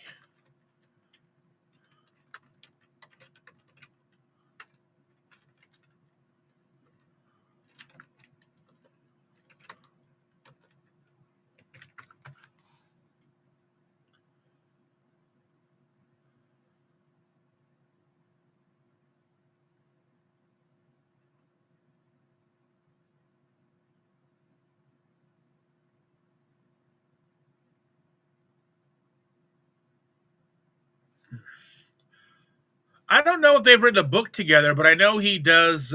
He did talk about the book that Dr. Barry put out, Kicking Ass After 50. I'm not really surprised because someone like Neely I look up to because she isn't afraid to try new things. give them a fair shot, and give you her own honest opinions, whether that's keto or going back into high carb, regardless. A lot of times people in her position, when they have a large number of subscribers, are not always very eager to step outside of their comfort zone for fear of losing their subscribers or alienating a subscriber base. So I look at someone like Neely as a person who is not afraid to tell us what she's doing. And that's what I want to see. I want to see people trying new things. She said something that I found interesting in that live, and I said I didn't get to listen to the entire live. We had dropped Chandra off at a Goodwill, and the boys and I were going around looking at card shops, video game shops, and stuff that they were in town. This little town just outside of where we were staying in Alabama. But we were listening. I was listening to her, and one of the things that she said was she thought she felt fantastic on carnivore. She thought she felt amazing on carnivore, and then she started adding in some carbs and realized that she felt a little bit better with some carbs. Now, I don't know if she really went into full detail later on in the live or not, but I think there were some days where she had over 300 grams of carbohydrates a day. Now, Dr. Barry has said that he doesn't see a reason for anybody to have over 100 grams of carbohydrates a day. And I would imagine for most of us, for most of our lifestyles, that's probably relatively accurate. I have no reason or basis of comparison to disagree. Now, if you're someone like an Olympic competitive swimmer, like back when the guy who won all the gold medals, like 30 gold medals or whatever, 15 gold medals, whatever it was, he was eating like some crazy 10 plus thousand calorie diet every day, probably having a ridiculous amount of carbs just to keep him swimming. But that's a percentage of a percent of people on this planet.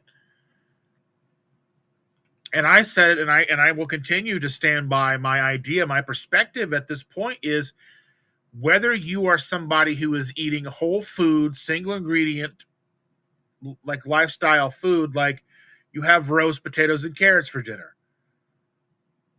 That's whole food, single ingredient. You have a roast. You have potatoes. You have carrots. They're put into a pan. You roast them at 250 degrees for 6 hours or whatever the case is. That's a single ingredient. You put some spices on it, whatever. You understand what I'm trying to say. You understand the assignment. To me, that's whole food, single ingredient. You're not taking the potato and turning it into something that it's not. It's just cut potatoes roasted in a pan. Now, I don't know how many carbs are in roasted potatoes. I don't really know how many, like if you're adding in the carbs and the potatoes, like if you have, like how many carbohydrates are in a pound of roasted potatoes? Let me see.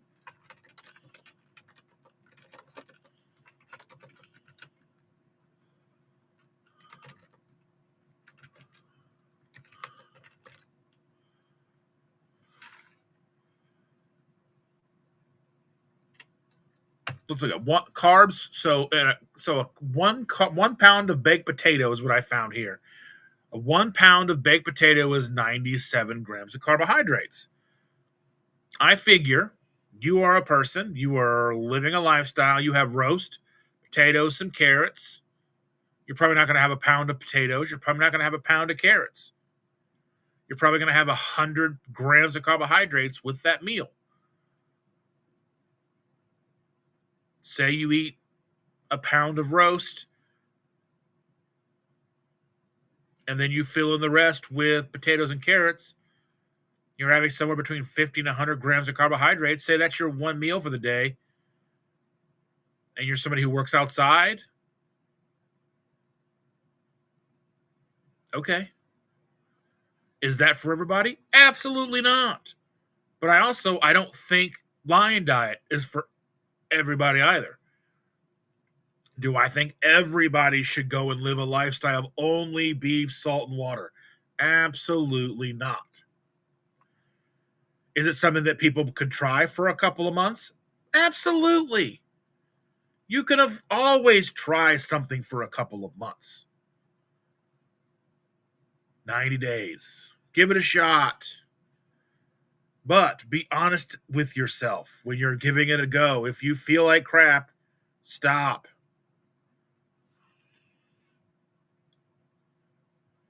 I don't look at someone like Neely and think she's crazy because, like, what she's doing isn't like what we saw with the sugar diet. Now, did she try the sugar diet? Yeah, she talks about trying the sugar diet. She says she lost like 6 pounds doing the sugar diet. Cool. Do I think our bodies are kind of prone to being shaken up a little bit? Absolutely. Do I think there's probably an issue with being in homeostasis? Or what I mean, what I'm trying to explain by that is, do I think there's an issue where we don't throw our body out of whack at all ever, and we're always kind of doing the exact same thing, the exact same way every single day for way too long? Yes. That's like with me when I was working at an office job, eating crazy amounts of sugar and fat and whatever, and eating Oreos and ice cream and eating pizza and whatever every single night, eating myself to death. Was that good for me? Absolutely not. And I've also posed the question, how do we know that the people who do try and stay in ketosis 100% of the time, who are so terrified of being kicked out of ketosis, aren't doing some kind of damage to themselves?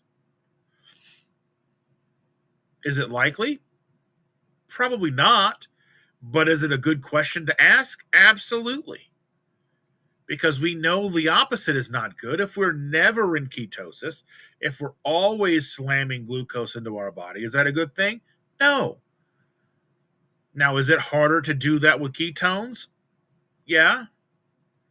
Because I don't think even if you are in a ketogenic lifestyle, are you in ketosis 100% of the time. I don't think it's necessarily metabolically the way we're supposed to be. I think we should be metabolically flexible. Should we have some crazy, ridiculous, long-standing spike because you had a couple of blueberries? No, you shouldn't. Your body should be able to handle it. Your body should be able to handle eating an apple. It was designed to be able to eat an apple. Was it designed to drink a gallon of orange juice a day? No. But it was designed to have some carrots. It was designed to have some potatoes along with fatty meats and eggs and, having some vegetables here and there along the way. That's how we survived. Now, does it mean survival food is the only food we should eat? No. But I also don't think that necessarily rice is poison. I don't think broccoli is poison. I don't think apples are poison. I don't think sugar in of itself is poison.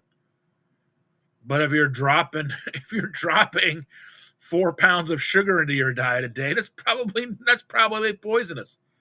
Just like if you drink 20 gallons of water in a day, you can die. You can get water poisoning.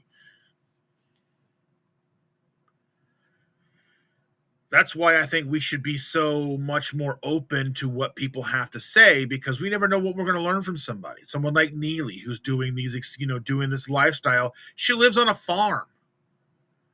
She's farming. She's homeschooling her kids. She's busy. She's up I don't know what time she gets up in the morning, but it's not the same time I get up probably. She's probably up before me.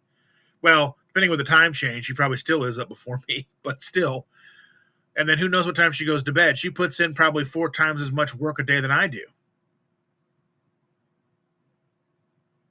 And the idea that we're all here, I don't know. I'm trying not to go off on too many diatribes, but it would be a cool thing to be able to do on these chats. We could heart or thumbs up people's comments, and you can. Yeah, that would be nice, and I imagine we'll probably get there eventually. Cindy says he did Kicking Ass Over 50 is the book. Okay. I saw that he reviewed it. Okay.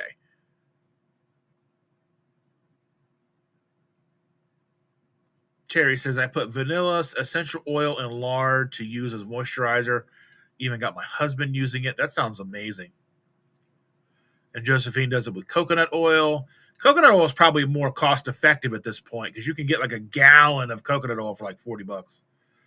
I don't know how much a gallon of a decent lard or tallow is right now.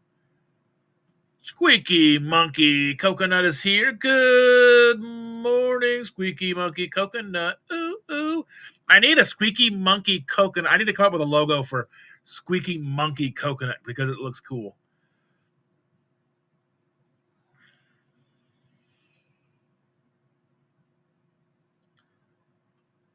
And Evelyn says, I'm going again to the pumpkin patch tomorrow with a different group of kindergartners. That sounds fantastic. I hope you love it. I hope you love it. And Terry's not wrong. It's sensory, the aroma, like walking near the bread aisle. You smell the cinnamon in the bread, or you smell whatever. You smell the sweetness, the just bread in itself. You smell that yeasty bread smell. You're like, because bread's delicious.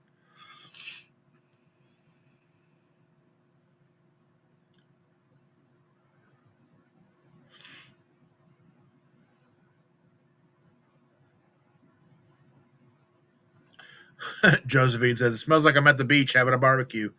Yeah.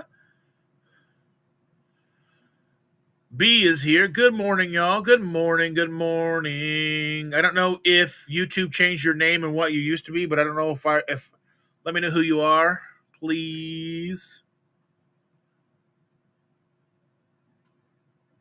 But welcome. Glad to see you.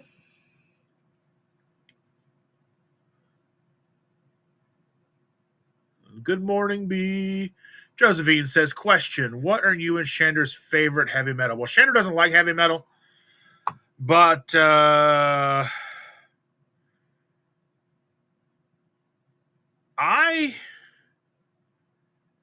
like bands like Suffocation, Decrepit Birth, let's see, Opeth,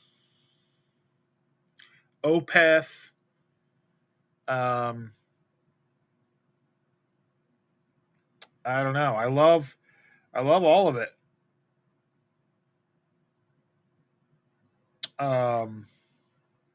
Cryptopsy. I'm upset because they were here recently and I didn't get a chance to go. They were like they were the support band. They were who I wanted to see, and it was like $40 for the ticket. It's hard to pay $40 for the support band, but I've done that. I've paid money to go to opening bands and leave.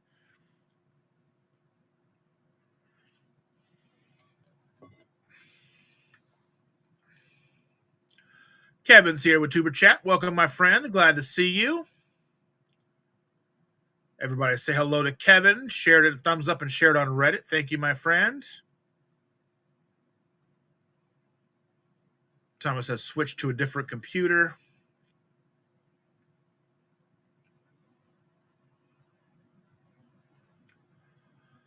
Lisa said, night lives are better for me, especially during the weekends.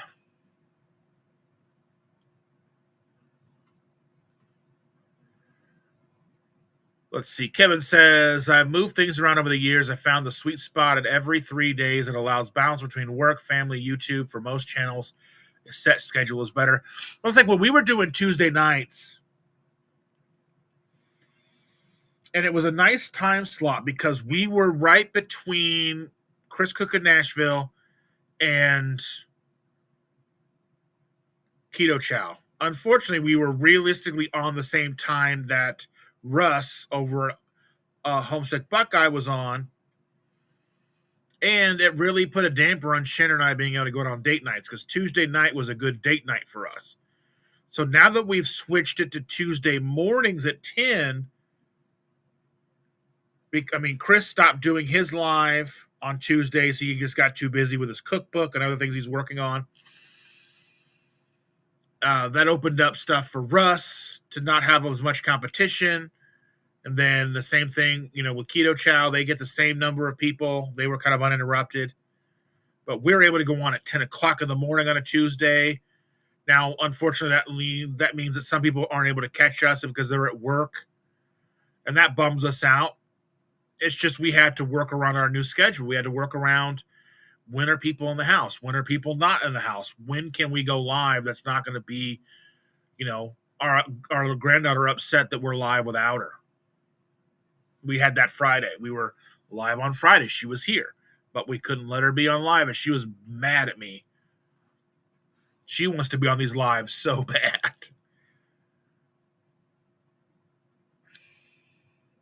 And the Pharaoh Grimmel says there are a lot of lives that I wish I had time for, but get better rest if I prioritize my 100%. Yeah, I understand that.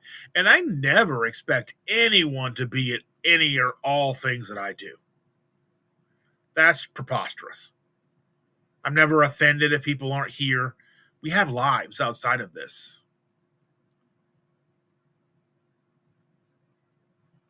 And Sean says it's harder to join Tuesday lives during the day for me. I try to make them when I can. Yeah, I understand. It's just yeah. And Josephine says, sadly, I missed the one you do around 3 a.m. I'm sleeping. Yeah, I understand that.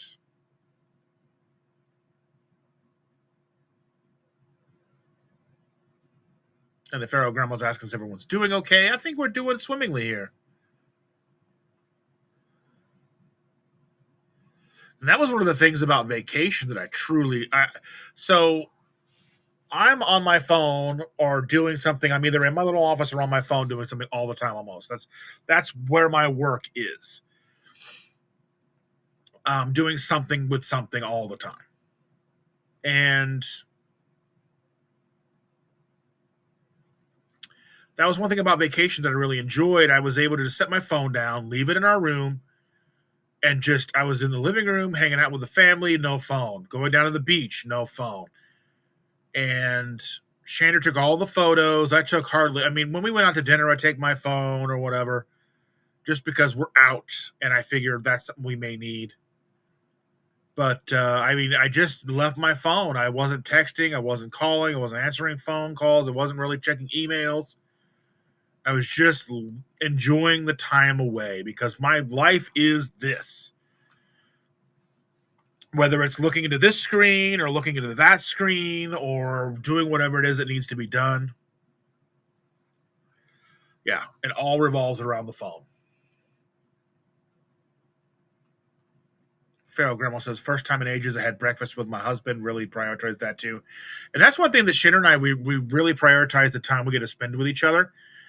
So Monday through Thursday, our schedules are pretty consistent. Like we get up in the morning, we get the girl up, we get her breakfast, make her lunch, pack it, get her off to school.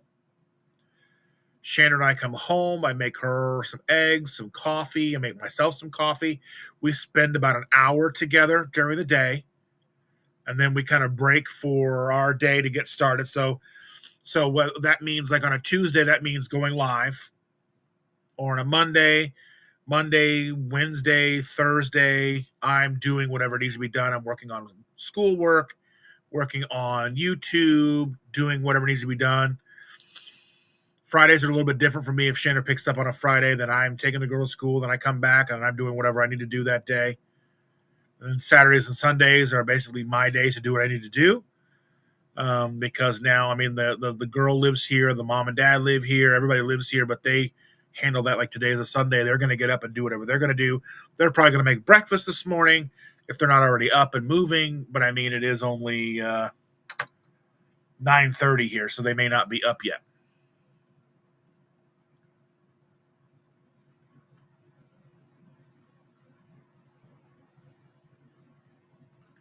Terry says, when it comes to being members only, I think that would hinder channel growth. Well, and members only is really designed to give members a little bit of quality time with a channel they support. So if you are somebody who wants to support a channel that has a members, like, because I have memberships, I have the 99-cent membership, a $4.99 membership, and a $24.99 membership. The 99-cent membership really is just, a way to say, hey, thank you for doing what you do. Here's $1 a month. I get 70 cents or 69 cents of that from YouTube. The $4.99 is a way that I figure that I can get people together. That's a little bit more support. I obviously anticipate fewer people, more dedicated people, people who really truly enjoy what I do and truly want to support what I do. And I plan to do at least one members only live a month for those members because I feel they are working to support me. Then we can have that kind of. Right now, I think there's 5 of those members. They're the morning. I've got a little logo for it. They are my morning regulars. So there's that. There's the morning regulars. And then for the $24.95, which I understand that's a lot of money, right? But what that's for, if I can find it, I don't know where that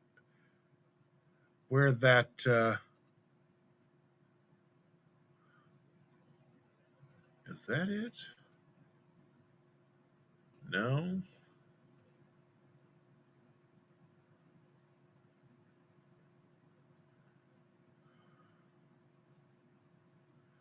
I don't know where that one went.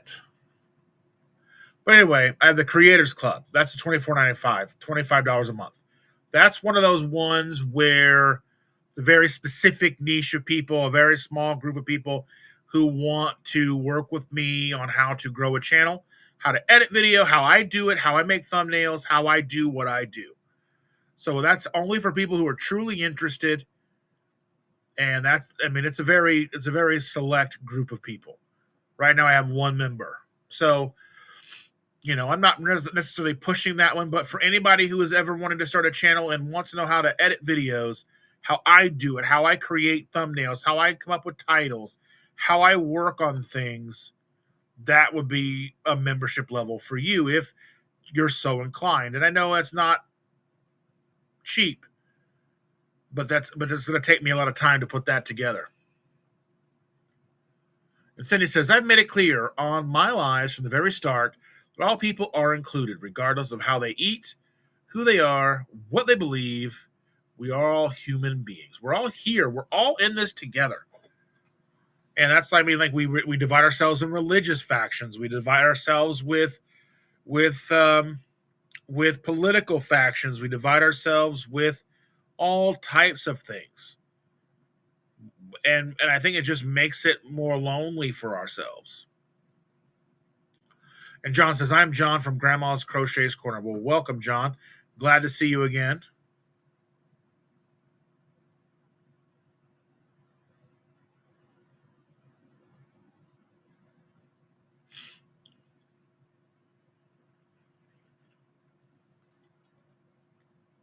And Hanging Out with Jen says, yes, you do, Cindy. You told me I belong no matter what when I met you here in chat. Things like that don't go unnoticed. And that's the thing. We're all here together. And Terry says, Cindy has me saying, what the hell, too much. I love it. And Tuber Chat Kevin says, I keep spreadsheets for every single live stream so nobody is forgotten. Streamlabs keeps a great statistic in their loyalty system, and Nightbot keeps logs of chats for 7 days. Okay, that's pretty cool. I need to work on getting that set up. I need to get a Nightbot system set up in here. And Cindy's sharing out the GoFundMe for Sana and her husband. Please try and maybe at least $1. Lisa's back again.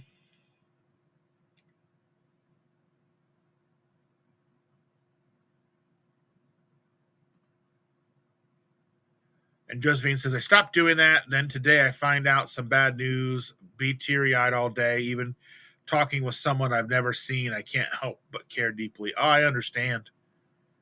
And that's what I love about this community is there's so many people that I may never even meet. People who live on the other side of the planet. Josephine comes in here and she is in Australia. Rebecca comes in, she's in South Africa. I don't see myself not out of desire, just logistics of timing. When will I ever find myself in South Africa?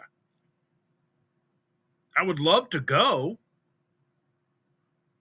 I would love to visit everywhere, but I don't know how realistic it is. I want to go to Australia really bad.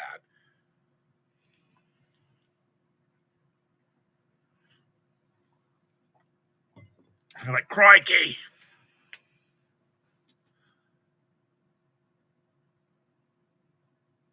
Yeah, Michael Phelps. That's who I was thinking of. Just never go on the duck diet. Well, you're on a duck diet. You eat ducks.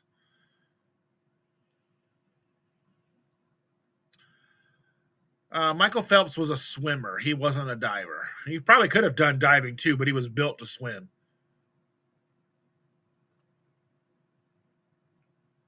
And Carl says people who leave low carb are so massively active that their bodies are not producing enough glucose on demand. Their muscles get robbed and store glucose. They add things to their own health. And I understand that 100%. I mean, realistically, if you are a person who's up and moving and working around all day long,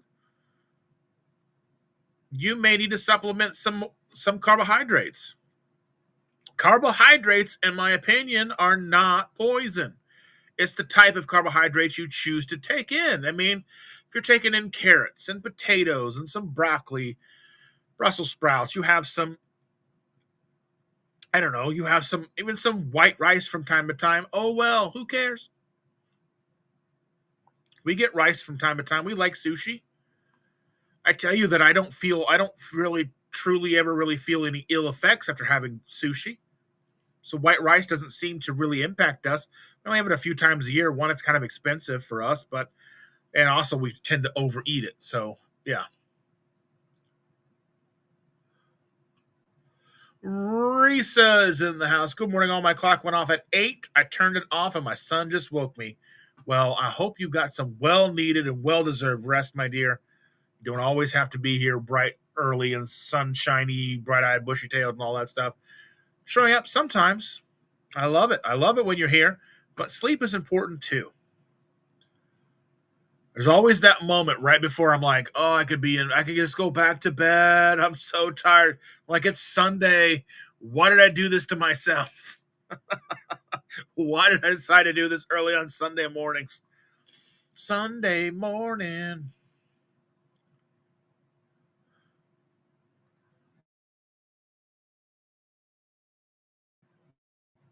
Terry says I watched OGC. How was that? Was he cranky? I don't have a problem with him. I think he seems like an all right guy. But I think if you go live every day, he's going live like 6 days a week, 5 days a week, something crazy like that. I think you're just I think you just kind of get to where you don't have writers. You're just kind of going off the cuff for 5 days. I mean, it's an hour and a half a day. I mean, that's a lot of time to talk. And I do this 2 to 3 hours on a Sunday. And sometimes I think like an hour in, what am I going to talk about for the next 2 hours? And sometimes it's like up and quick like that. But, you know.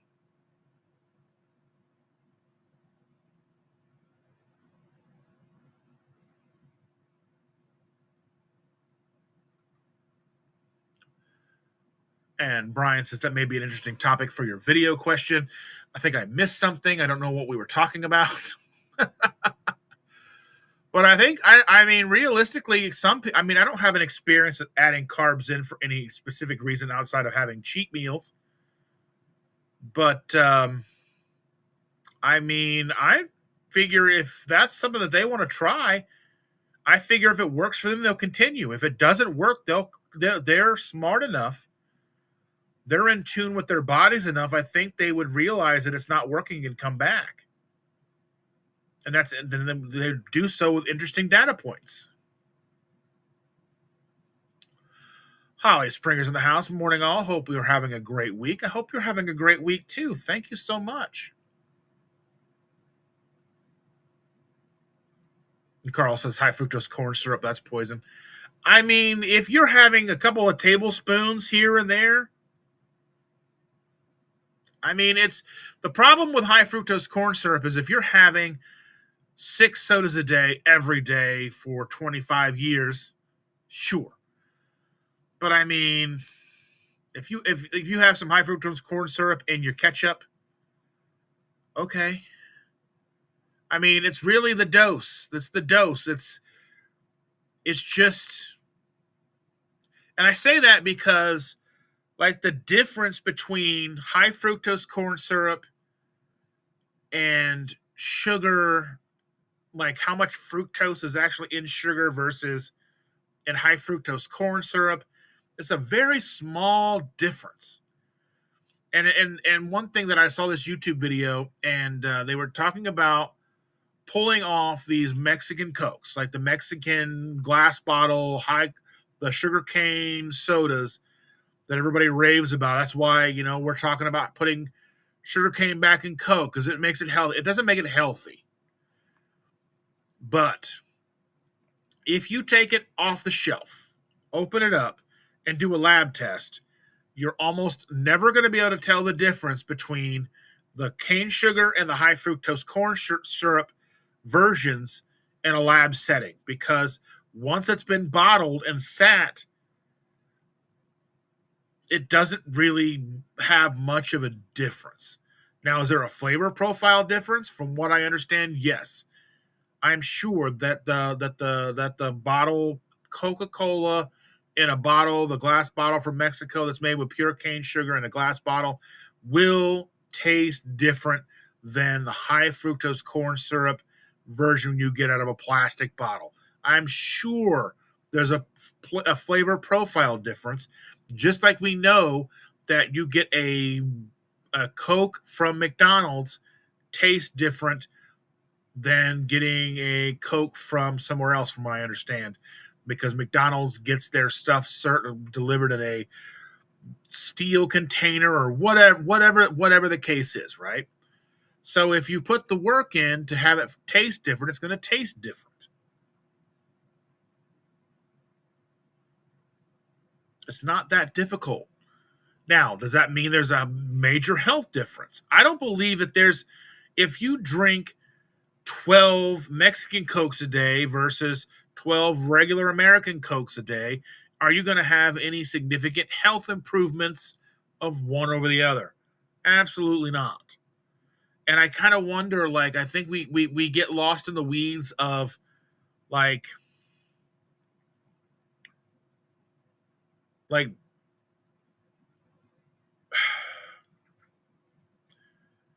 any kind of, like, any, obviously if keto is good for us, then zero sugar is going to be all the way better. Like no sugar ever, no carbs. Yeah, okay. But we kind of then that's where like the idea of carnivore being superior and all these things start to come in, and then we get locked into these ideas where I think is high fructose corn syrup isn't good for us. I'm never going to say it's good for us, but there's a major difference between not good for us and poison. And I think we have to be mindful of the vernacular that we use, just like when we say plants are trying to kill us, plants are poison, sugar is poison, eat raw beef. I think there's a lot of things out there I think we should be mindful of. Absolutes, the vernacular that we're utilizing. Again, we're always trying to bring in more people. And I think relaxing the vernacular, relaxing the stance, relaxing and not trying, and I'm talking about this, don't sound crazy. Terry Girl says, if we wrap our minds around eating for nutrition rather than pleasure, that is half the battle, in my opinion. Yeah, but at the same time, eating is pleasure. We're eating for nutrition. There is pleasure in this. We enjoy the foods that we eat. It's just one of those things we have to make sure.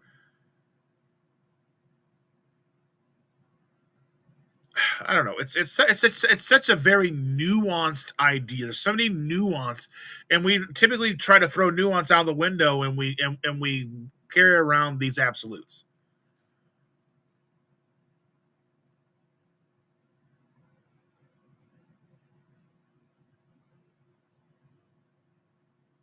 And Bride's Biscuit's in the house. Sup, fam? I'm glad to see you, Bride's Biscuit.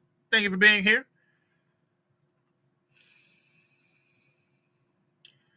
Thomas says, we have great people here. I got a couple of deliveries from Walmart because of my EBT not coming in November due to government shutdown.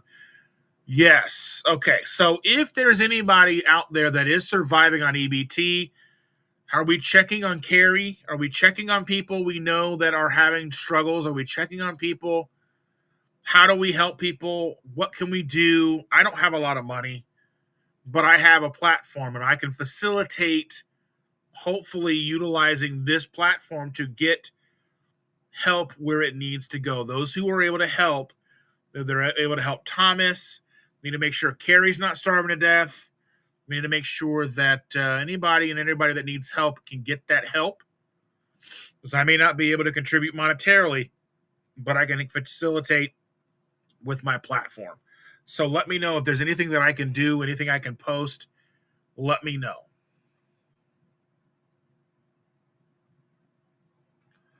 Bride's Biscuit says poisons in the dose 1,000%.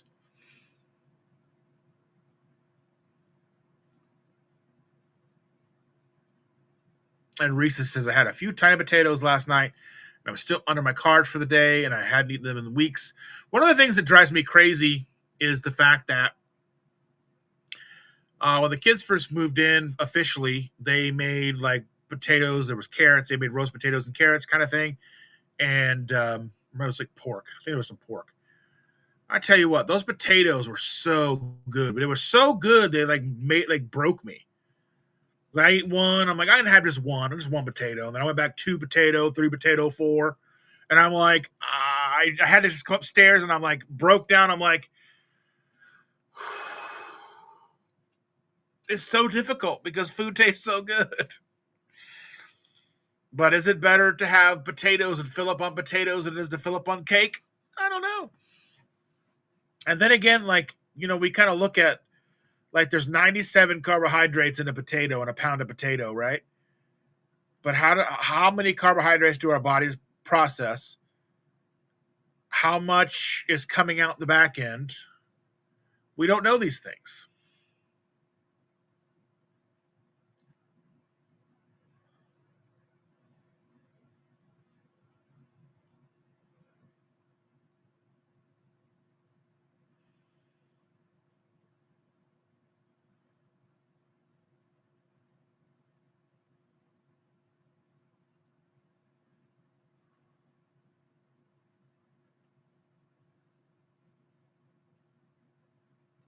And Terry says, I wish bread wasn't demonized so much. I wish bread was bread.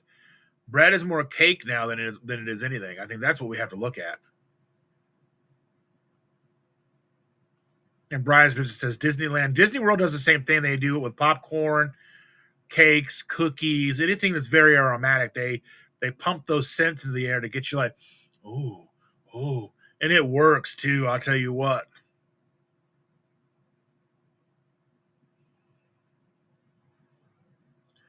Didn't we just have the time change? Did the time change this weekend? When was daylight savings time?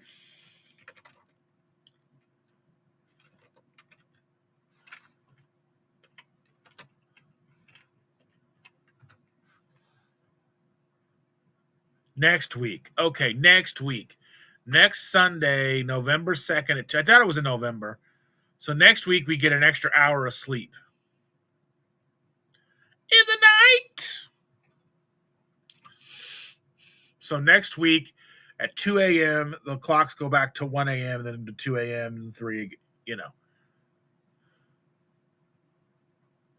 So that's when that is. All right, boys and girls.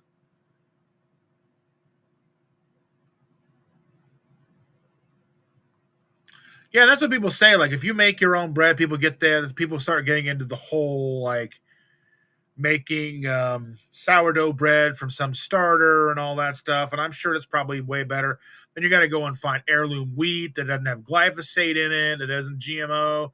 All these things.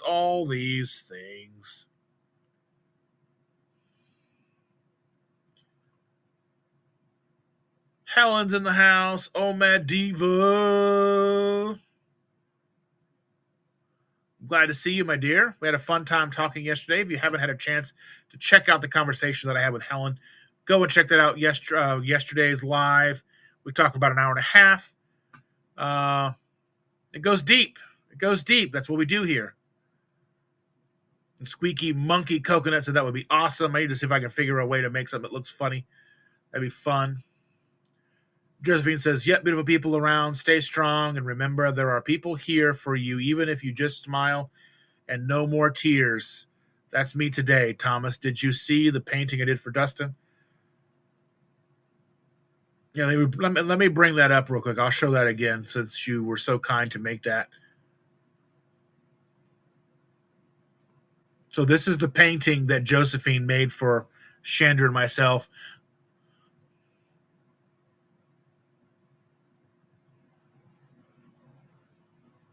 Let me move this out of the way. There we go. So that's the painting. So she painted that and sent me a copy or sent me a photo of it. It's pretty awesome.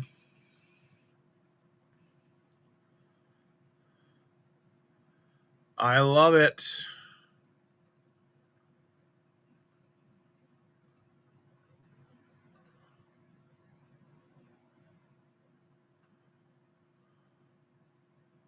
And Charger says, Russ and Wick,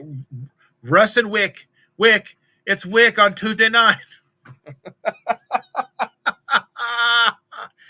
Yes, Russ and Wick, Russ and Rick.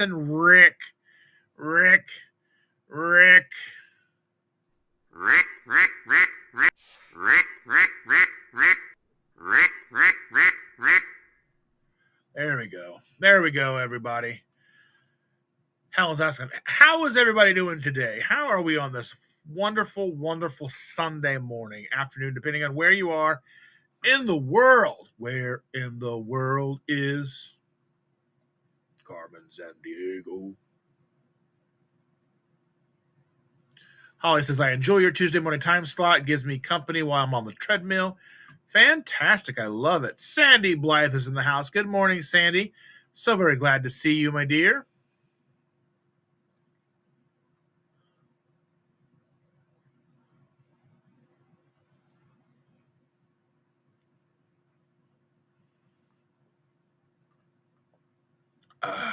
Helen says, lives in the evening are best for me.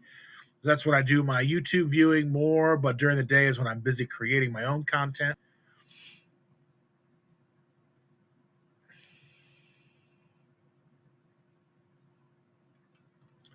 Josephine says, feeling good, Helen. I hope I spell that right. Great interview. How are you doing?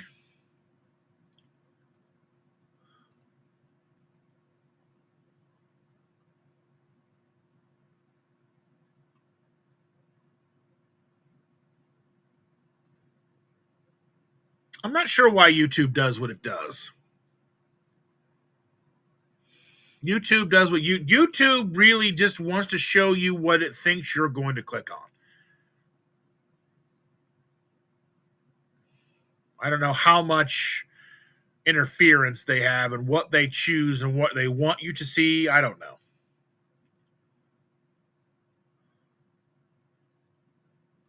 Risa says, was happy to catch some of the live with Helen. Fun interview. Well, thank you so much. I enjoyed hanging out with her. Hanging out with Jen has to go. Have a great day, y'all. Well, thank you for being here, my dear. We'll see you again real soon.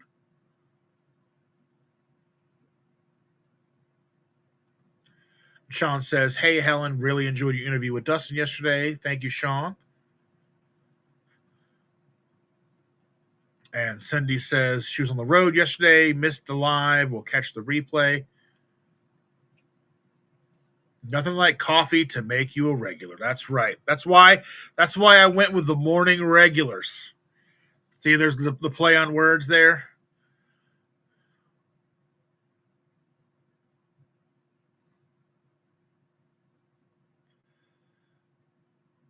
Lisa, you'd be surprised the people who can be successful. The thing about being shy, it's really not even about being shy. You don't even have to do lives necessarily. You just turn on the camera and just pour your heart out. Put it up there. You don't have to read the comments. You don't have to do nothing. I mean, it helps, but you don't have to do any of that stuff.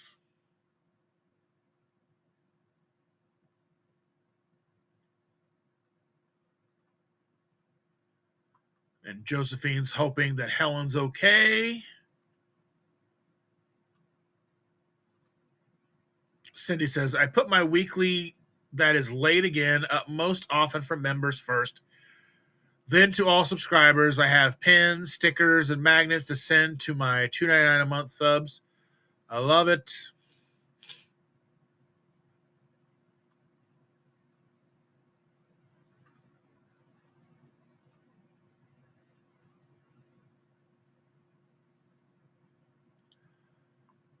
Risa said, Cindy, I said, what the hell? When I walked into work yesterday to find my coworker called out, I had to work alone most of the day. That's ridiculous, Risa. I'm sorry.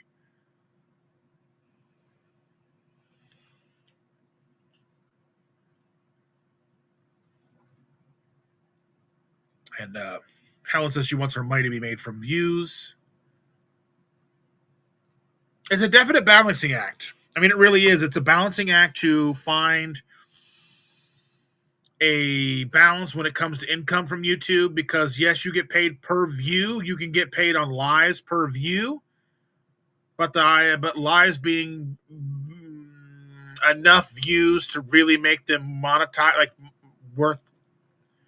Almost lives are never worth it unless there's super chats involved, really. I mean, monetarily.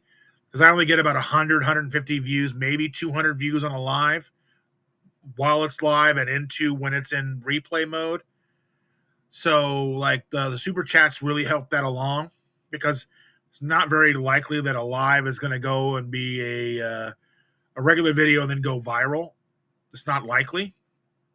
That's why I need to get back into making more long form content, getting information out to people, talking about subjects, how I feel about things in a shorter, in a format that can catch the algorithm. But yeah, I mean, making money on YouTube is such a touchy subject for most people. I try to be transparent how much money we make. I mean, like,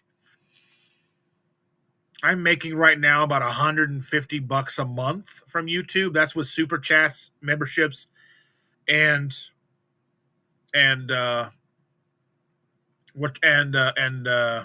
AdSense. So views, memberships,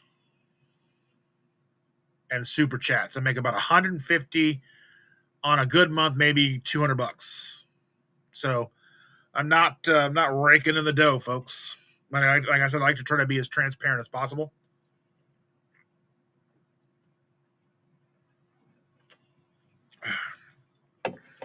So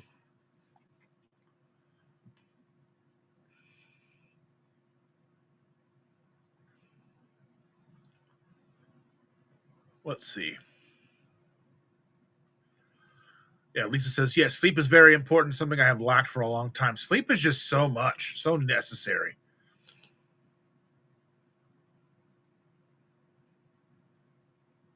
Cindy's got to get ready for the day. We love you. Love you. Be safe. Good luck today, my dear.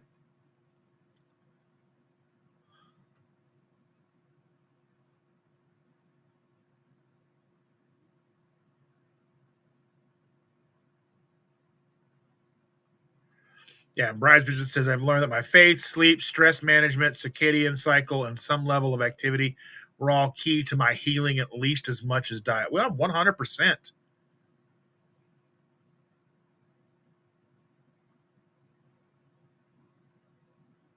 Pharaoh Grandma says, have you ever hit Austria? We'll do some snorkel. Well, yeah. I didn't even know you could snorkel in Austria. That's how bad I am with geography. Let me look at Austria. Let me look at an Austrian map.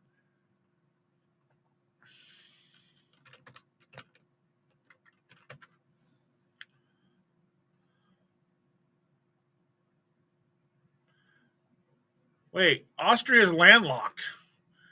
Are you saying Australia or Austria? What's going on here? Because Austria, I didn't think that Austria was. You got to go through Slovenia or Italy to get to the Adriatic Sea. You got like Slovenia, Croatia, Bosnia and Herzegovina, Serbia, Kosovo.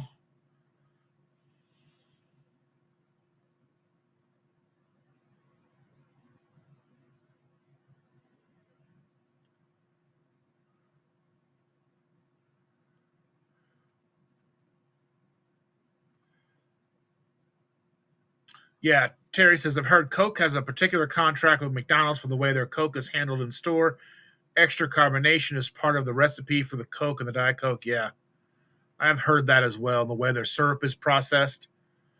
Pharaoh Grandma's almost ready to get dressed and do stuff. I'm sure to see everyone somewhere. Well, thank you for being here, Wendy. We appreciate you.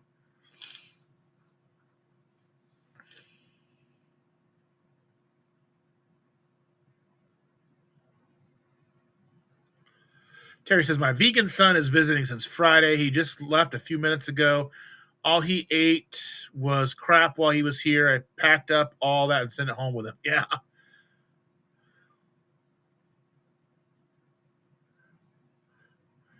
Yeah. And Helen says, sugar isn't poison. It's only poison if you consume too much.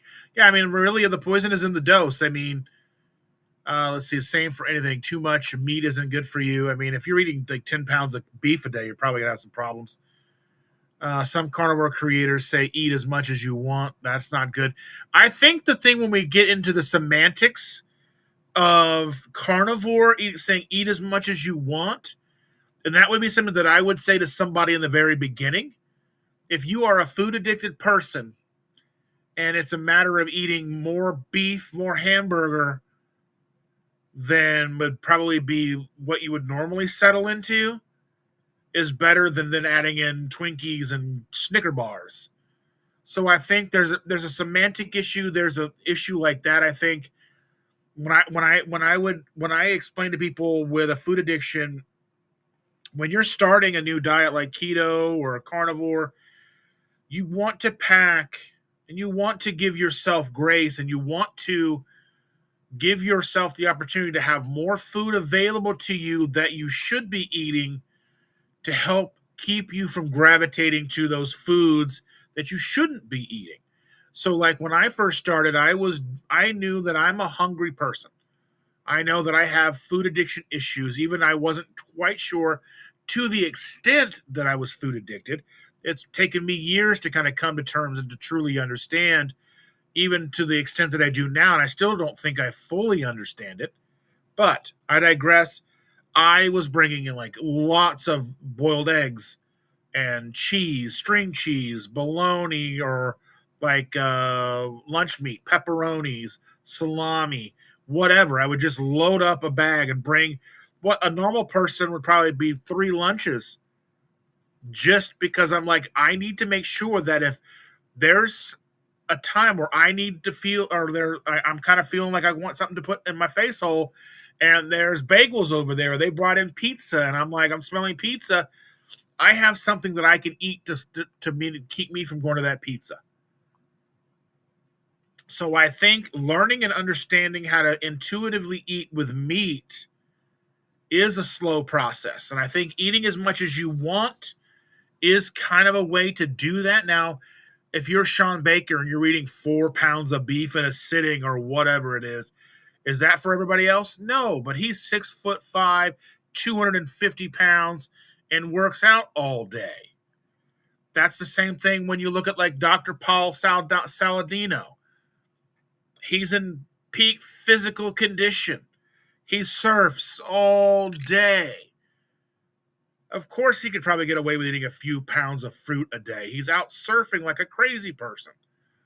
And he's probably metabolically flexible and metabolically healthy than most of us. And he's out there working and he's eating primarily beef and just fruit. He's eating whole foods. I think it's all in context. It's all nuance. Brian's businesses absolutely rely on EBT. It's 90% of my food budget. I partner with many local pantries over the last few weeks. It's going to be a rough ride. But make sure that if there's anything that we can do to help, to let us know what we can do. Because I know we've got this shutdown and there's EBT. People are not going to have food. And we've got to help our community and put our money where our mouth is. Like I say, I may not have the money to help financially, but I can help with my platform.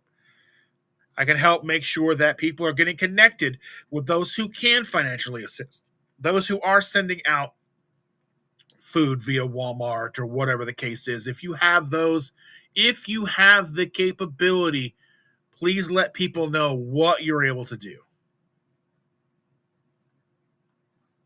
And Helen says, I love doing keto now as I'm having 30 to 50 grams a day. I'm actually losing more weight than carnivore. I think there's a kind of a weirdness with carnivore with weight loss, because even though you're getting a good amount of nutrition with carnivore, I still think that there's a possible level of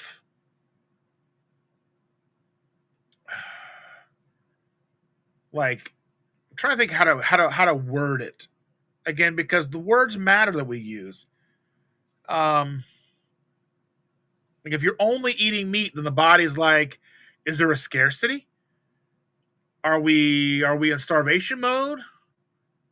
What's happening here? We're not supplementing, especially if you've lived for 20, 30, 40 years eating meat. And so if you only go and you're just eating meat and nothing, there's no and, the body's like, whoa, whoa, whoa, whoa. Even if you're fat adapted, even if you're a keto adapted, you're burning ketones, you're producing ketones, all these things, your body's like, whoa, whoa, whoa, whoa. Where's all this other stuff? We're not used to just relying solely on our glucose, this and that. I think there's probably something to that. I mean, I'm not a doctor, but I imagine we have a lot to learn. Josephine says, yeah, I'm dealing with my daughter's my choices of food is not easy to way to track or easy to weigh. How can I talk? Yes, I'm dealing with my daughter's choice in foods. Not easy, way off track, but I'll get there. I will never stop. I've been so sick this week. Well, I hope that you are feeling better, my dear. Baba Carnivore's in the house. Hello, Peter. How are you doing, my friend? Welcome, welcome.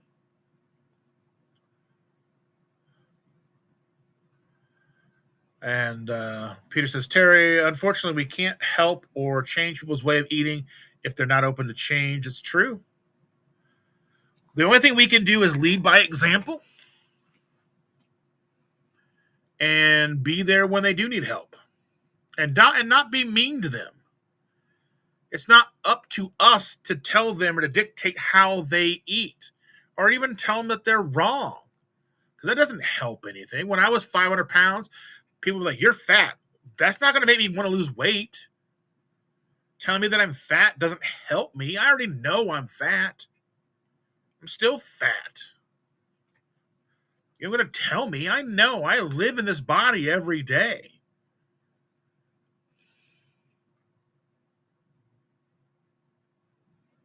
And Helen says, I do think I will eventually go low carb lifestyle, stay that way. Well, that's what I'm doing now, walking daily, lots of walking. Yeah, of course. Terry Girl says, addiction is such a label. Our pain is self-chosen. Heard a song about it the other day. Our pain is self-chosen. That's our pain is self-chosen. That's River Deceit by Mad Season. What an extraordinary record. Mad Season released one record. Now, I don't know if you guys care about music the way that I care about music, but I want to talk about that album real quick.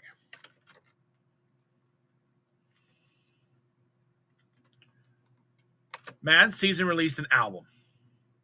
It's called Above. And it came out in 1995. One record. And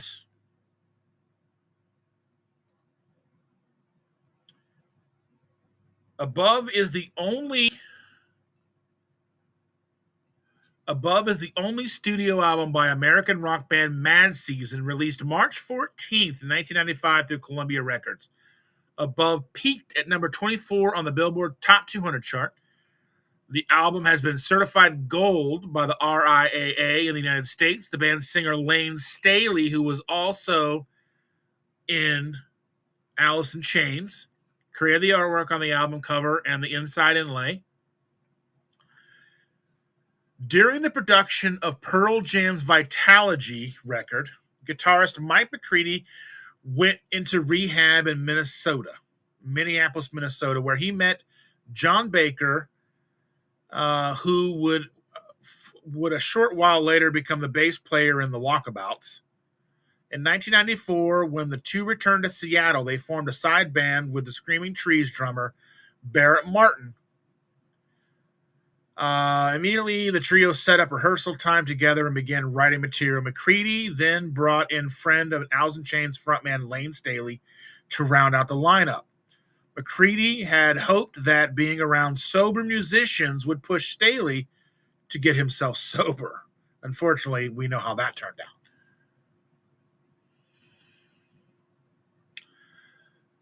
The crazy thing about this album, one thing that it's insane that this album was recorded in like a single weekend. The album was recorded in 1994 at Bad Animal Studio in Seattle. Producer and mixer Brett Eilerson previously worked with McCready's bands Pearl Jam's as Pearl Jam's sound engineer. It's hard to describe the album. Martin plays some of the vibes, and Lane Staley plays guitar. There's some jazzy stuff, some blues, some arena rock. I bought a Gibson Jimmy Page double neck for the sessions. I look like an idiot with it, but it sounds so cool. I can totally get Jimmy's Stairway to Heaven sound, Mike McCready said. The music for Wake Up and River of the Seat came from the group rehearsals before Staley joined. Artificial Red came together at the band show at the Crocodile Cafe in October 1994. Life Was Dead and I Don't Know Anything were premiered on Pearl Jam's January 8, 1995 Self-Pollution satellite radio show, a 4.5-hour-long pirate broadcast from Seattle that was available to any radio stations that wanted to carry it. We did all the Mad Season music in about 7 days. Oh, my goodness. It took Lane Staley just a few more days to finish his vocals. Which was intense because we only rehearsed twice and did 4 shows. So it was like the most spontaneous thing that they'd ever done or been involved with. It was done even quicker than the Temple of the Dog, which took about 4 weeks. So if you're not familiar with Temple of the Dog, they had that Hunger Strike song, which was Pearl Jam, the lead singer from Pearl Jam, the lead singer from Soundgarden.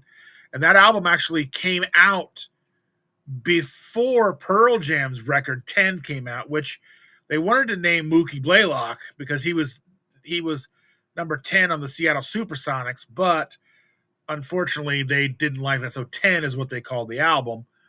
With Mad Season, we just went in and started jamming on tunes. Everybody had ideas. Just happened within 3 or 4 days.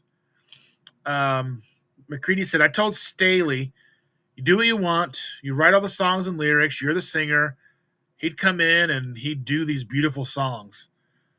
I mean, it's just, I love it. It's such an amazing but dark. It's such a very dark record. Like, you hear it and you know something. It's just ominous. But it's such a good record. Let me know if you've heard it before. Yeah.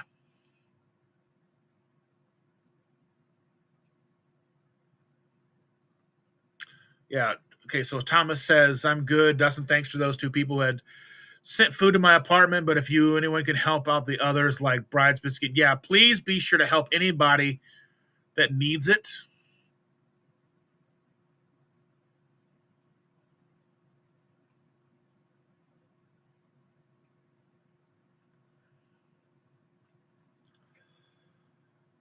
Let's see. Bride's Biscuit says, I've got ground beef stocked in the freezer and many cans of tuna sardines. I'll be good for November. Thanks. If you need it, just don't be too proud to ask. Don't be too proud because that's what we're here for.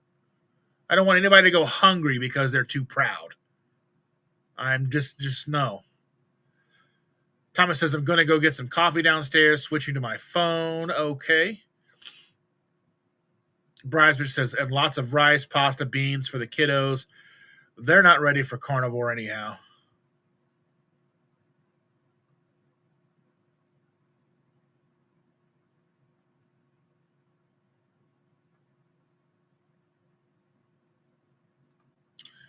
Peter says, my 85-year-old mother has been doing keto for 5 months. 5 months. After initially thinking my eating was so much meat, eggs was going to kill me, she's lost 20 pounds, insulin, Ozempic, and BP meds cut in half. Fantastic. I love seeing it. I love it.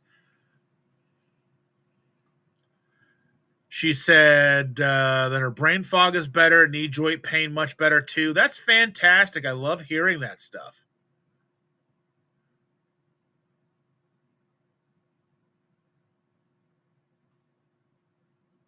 Let's see. Helen said, thanks, everybody. I'm okay. My story of grief, it took me to want sugar and everything, but I'm healing my mind. Good, good, good. And Josephine's asking, they're like a greenish color? Yeah, she's got weird eyes. It's like, what color are Chandra's eyes? Half the time they look blue, but then they turn and they're green. Yeah, they're kind of like a mix between the two. They kind of switch back and forth. Helen says, thanks to all the kindness, everyone's such beautiful souls. Yeah, I love it. I love everybody here.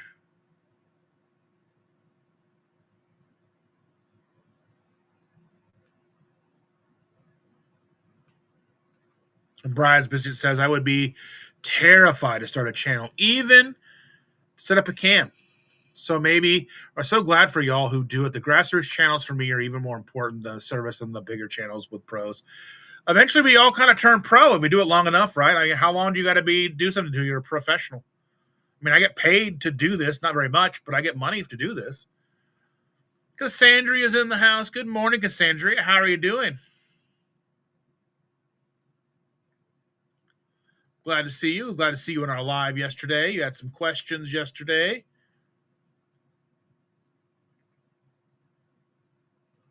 Brian's Biscuit says, hot take. I love a hot take.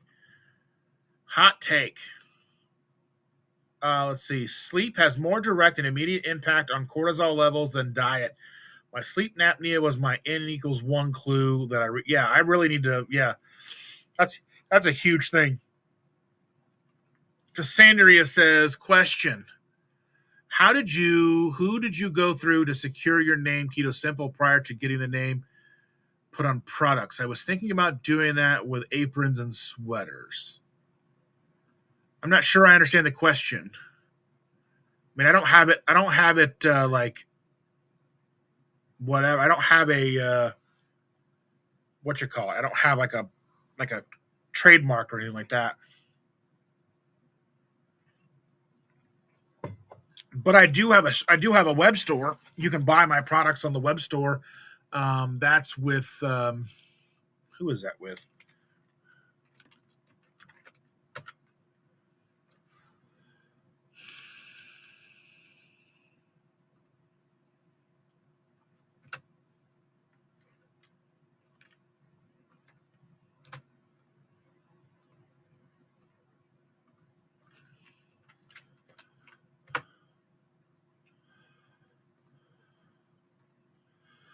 Ugh.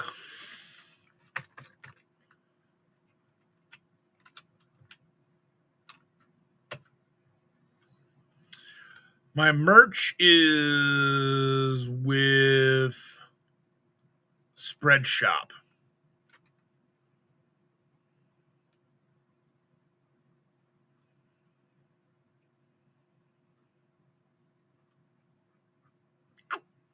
I'm not sure if that's what you're asking me or not. Josephine will be back soon. Probably already back by now. Bridesman says chronic poisoning is a little harder to recognize as acute poisons, alcohol. Yeah, I mean, we know like alcohol, tobacco, I mean, sugar. The thing is like it's a daily take. You know what I mean? Like, yeah.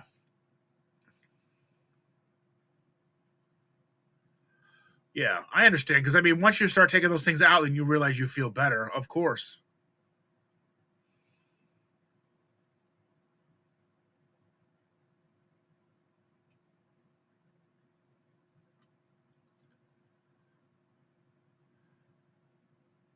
Evelyn says, I had to start with diet only change because when I started, I couldn't exercise because of pain. Now I I've been able to get more movement and I'm getting healthier every day. Yeah, I mean, we got to start with little by little.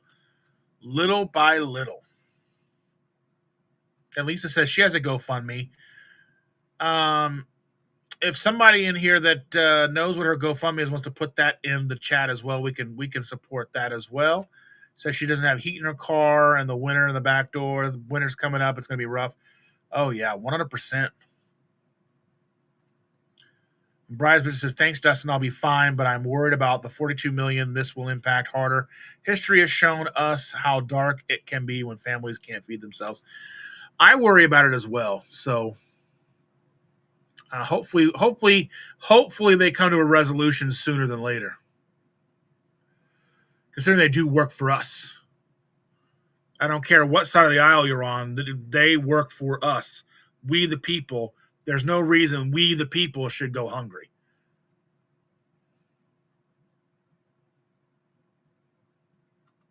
Karen Harrington's in the house. Good morning, friends. Thank you so much for being here, my dear. Glad to see your smiley face.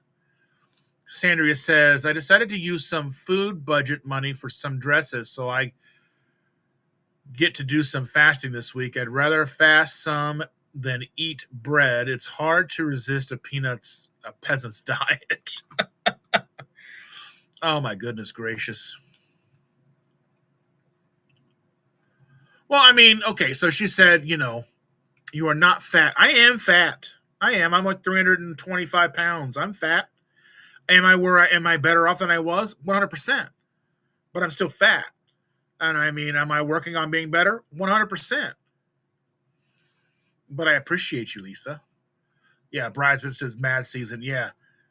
It's just such, like, oh man, that River to Sea. I remember going to my guitar teacher and asking him to teach me how to play it. I had to record it off the radio, into a cassette. I didn't have the CD yet. You know what I'm saying?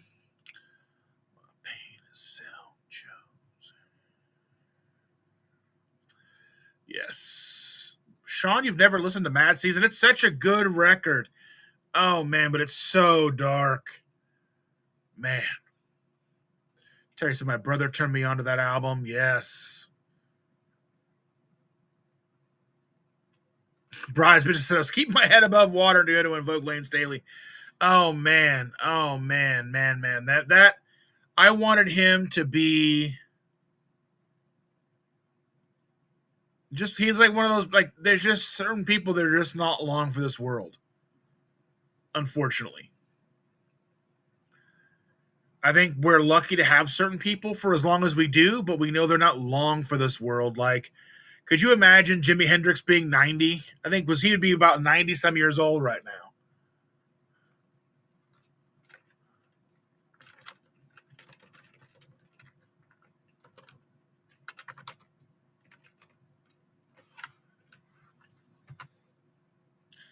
Hendrix would be, let's see, he passed away in 1970 at the age of 27.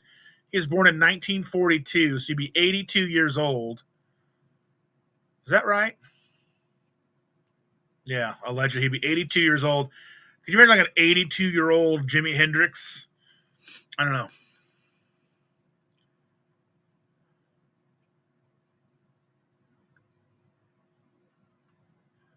Josephine says, yes, yesterday and today, eating good, headache gone, feeling better. Fantastic.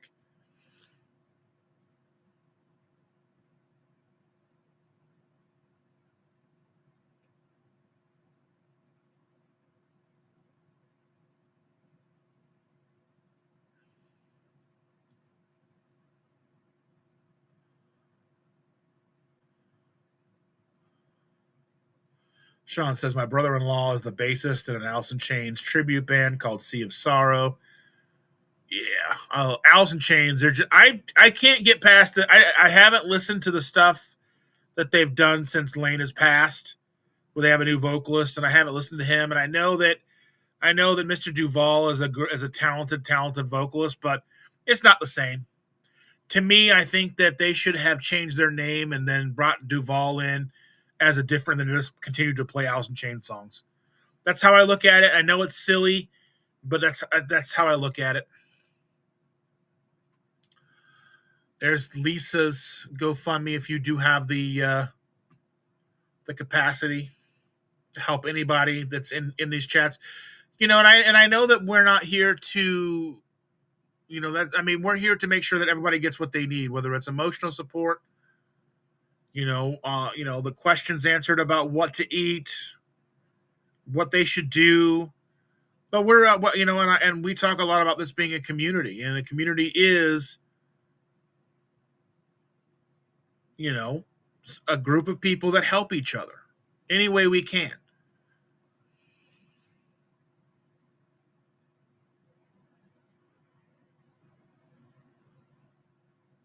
Josephine said the whole time it was food. Yep, brain fog gone. She does have mood ring eyes. Oh, man.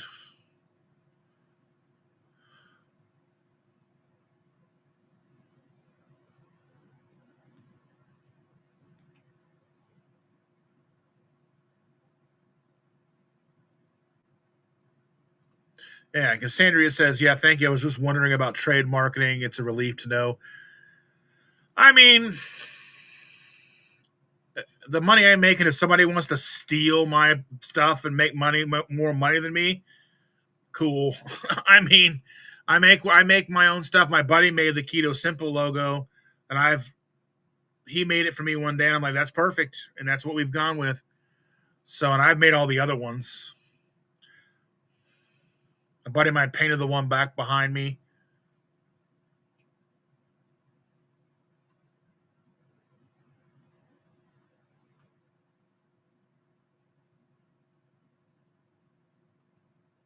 Yeah, Lisa, we appreciate you. Thank you. Terry says, Dustin, you have a fat beard. It's not as fat as it looks. It could be thicker. I always see people with those really thick, just dense beards, and I'm like, why not me? I have a good beard, but yeah, it's not as thick as you think it is. It's not as, yeah, the life was dead. I mean, there's those songs that just hit so hard.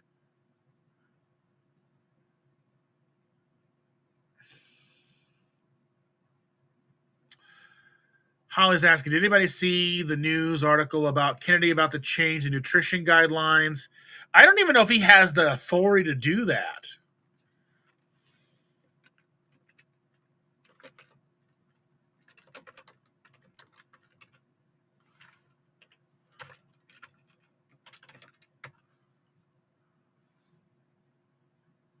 So what it says here to me is it says RFK Jr. intends to change U.S. dietary guidelines to encourage more saturated fats, whole milk, and meat while limiting ultra-processed foods.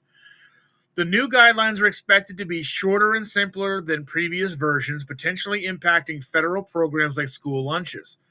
This approach contradicts current recommendations that advise limiting saturated fat intake due to its link to increased cholesterol and heart disease risk, which there is no proof that that's, but I digress.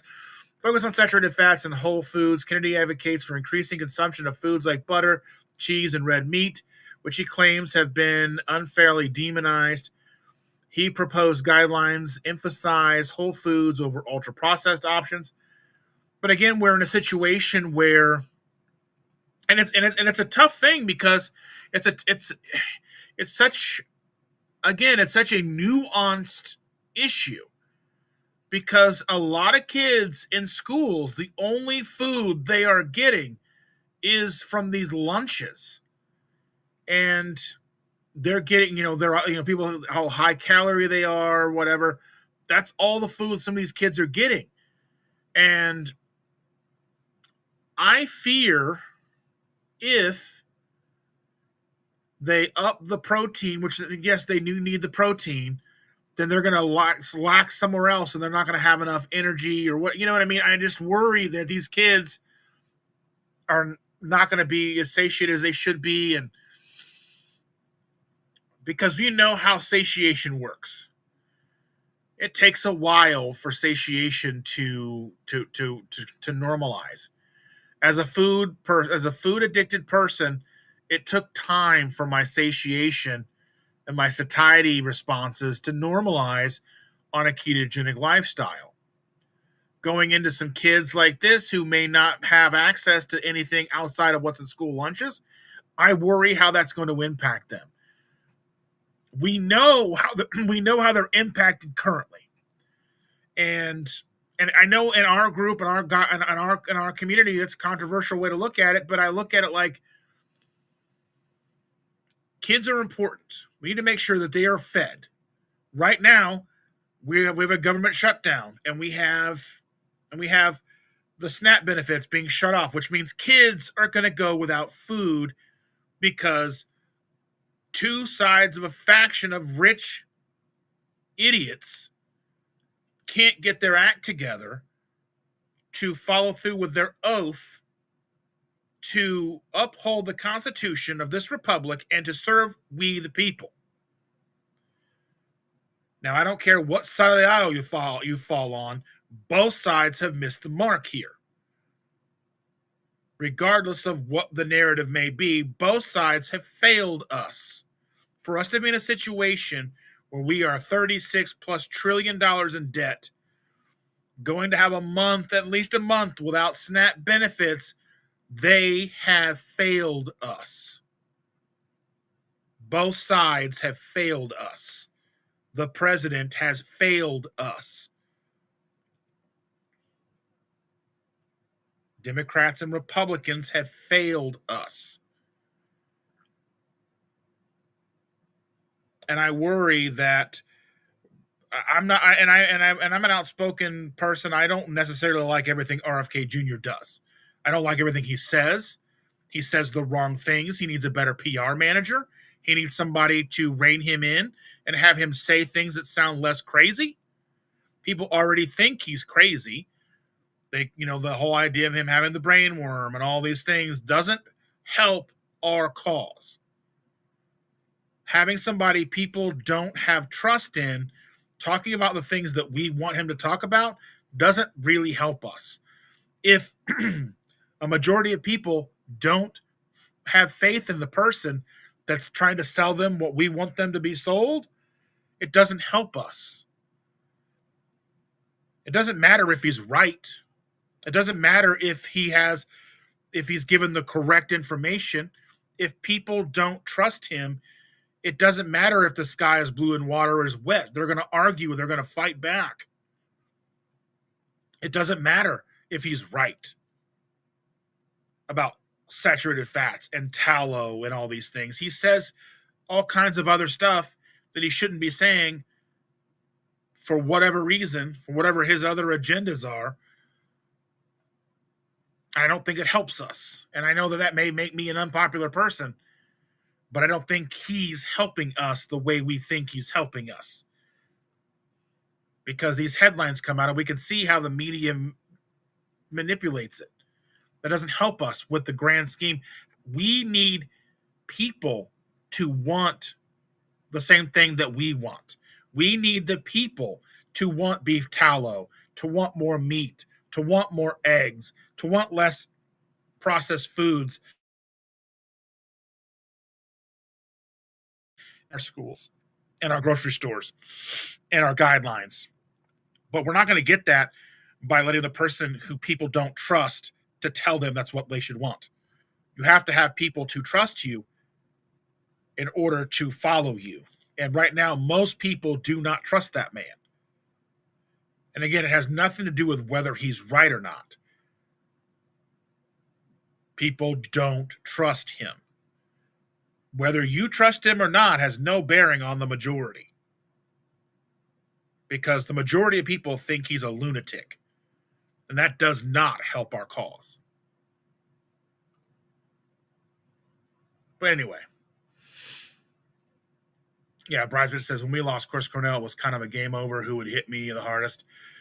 Yeah. I mean, I've lost even people like when Trevor Sternad from Black Dahlia Murder passed away. I mean, he did that himself. That was a self-inflicted passing. Just a lot of that stuff hits me so hard. Sonny says her dad is 83. He was born in 42.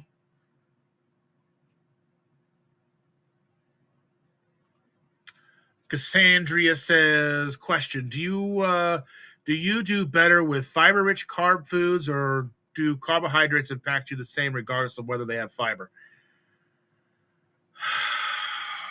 Fibery, like, especially like keto carbohydrate foods, like little keto breads and stuff, impact me and they give me gas. They make me bloaty. I don't really like them. I would rather have, like, I think for me, like, as much as I like pasta, I think rice is probably better for me. And potatoes is probably better for me that way. The gut related, it's probably better for me. But really, I need to do without most of it, most of the time. Reese's got to get dressed and get out of there, get to work at 11:30 a.m. Well, thank you for being here, my dear. JJ's in the house. Good morning, JJ. He says, I'm working on my beard. I haven't cut it in 6 months. Well, that's the best way to grow it, by not cutting it. But mine's only gets so long and I haven't cut it in years, so.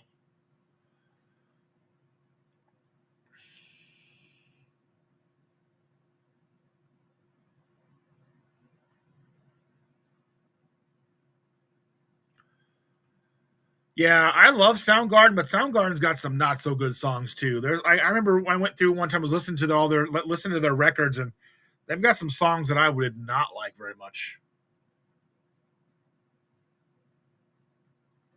Yeah, Bride's Business says they will politicize any change to food, and at the end of the day, the incremental change will just be a filter to ultimately limit any real change. Yeah, I think when we politicize what we want, like tallow shouldn't be a political issue.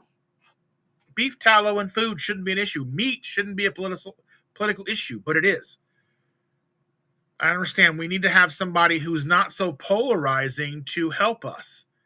The polarization of this is the problem. People don't trust RFK Jr.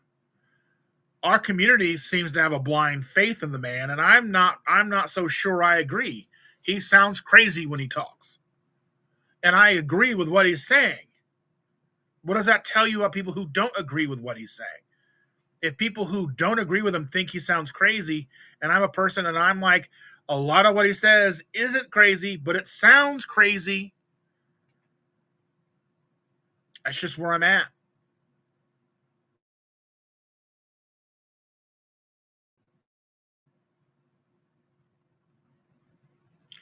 I was never a huge fan of Linkin Park, so while Chester was one of those things, I'm like, well, that sucks. Chris was a harder one for me.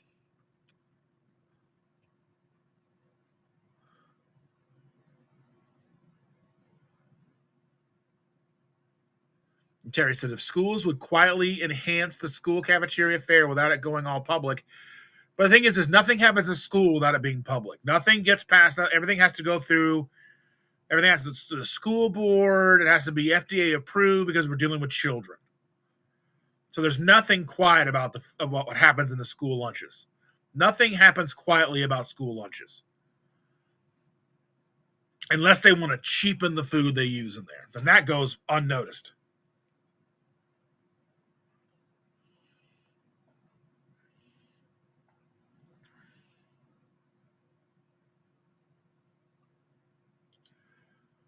And Amy says, yeah, but the Franken foods are destroying our kids' health, mental health, and giving them diabetes at such a young age. I'm not saying you're wrong. You're not wrong by any stretch of the imagination. But the current way of trying to change that is probably not going to help. That's the problem. We're not going to change things if people think the person trying to make the changes is crazy. And I've been saying that all along. If you want to make change, don't sound crazy. If you want people to follow along with you, don't sound crazy unless you want only the crazy people to follow you. It's kind of like how cults work.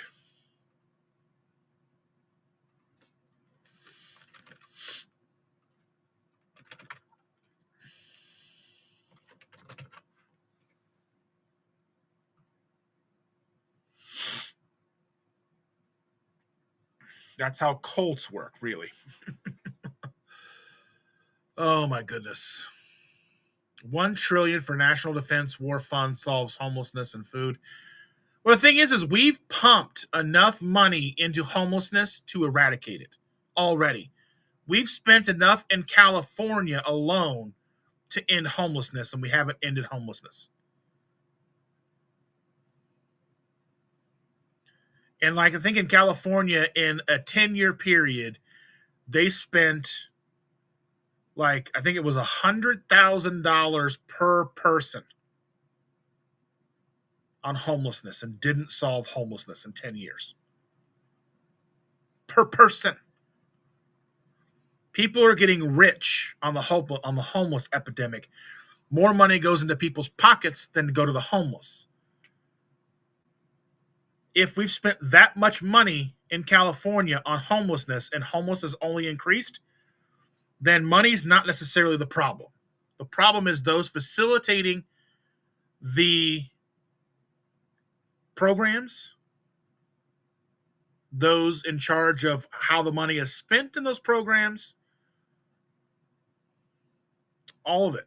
All needs an overhaul because people are getting filthy rich on these programs and homelessness is going up. And that's just California.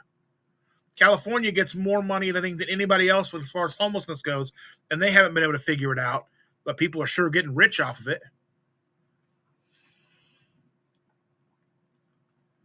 Evelyn said, I had a little girl in class waiting for the new month to start so her mom could get her ice cream. Oh, my goodness. That's what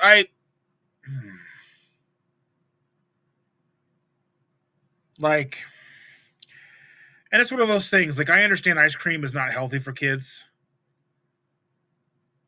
but like, ice cream can enhance your mood, can make whatever you're going through less rough. And as a kid, that goes a long way. And I'm not saying you give kids ice cream every day, but I remember when I was in elementary school, ice cream bars were a quarter. My mom would give me a quarter, and I had free lunches. And I mean, that's why this is one of those things it hit home for me. I was on all these government programs. We had food stamps, and we had all these things. My mom had a lot of issues, and a lot of health issues. You know, she died at 59. And so all this hits home for me. It's a struggle for me to keep it together sometimes when we talk about this stuff because I lived it.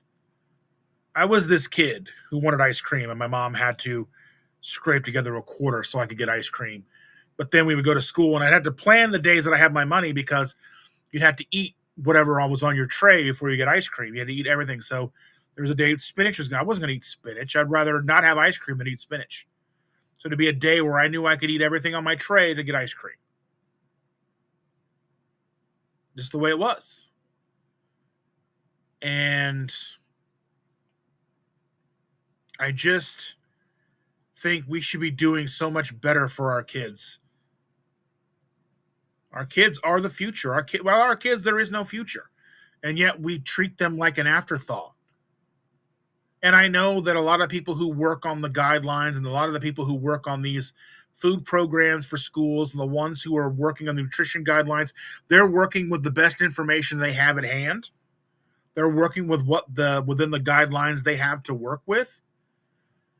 It's such a convoluted and nuanced issue again that it's not just, we need to do. They're limited in what they can do.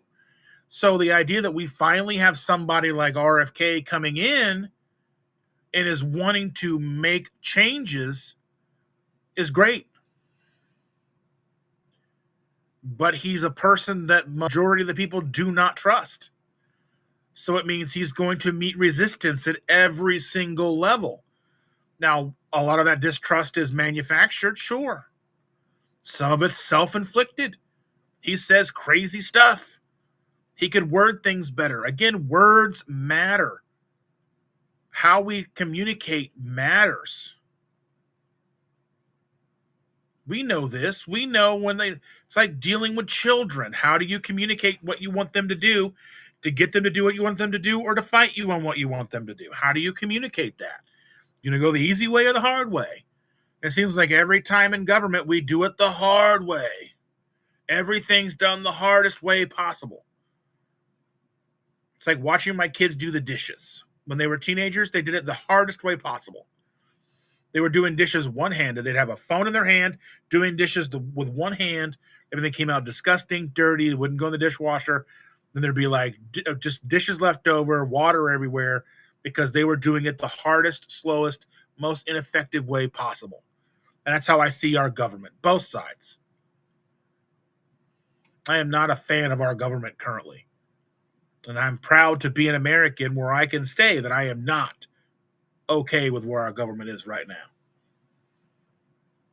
We have freedom of speech. I can say what I want to say about our government, and I'm not happy where it is. I'm not happy we're in a situation where kids may go without food, that people are going to go without pay. People say, well, they're going to get a job. People need to understand that it's way more complicated than that. And when you simplify it down to that lowest common denominator, if you simplify things down to what you think the problem is, it hurts far more people than it's helping. But anyway, maybe I think that's a great place to leave off. I'm not probably going to get through all of these chats today.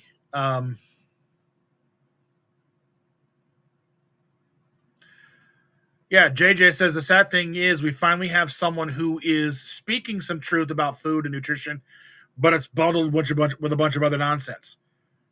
Like, you're going after things that people are highly entrenched and divided over, instead of holding back and going with what can truly make a difference and change. And you're arguing over things that really, at the core, could be worried about later. I don't know.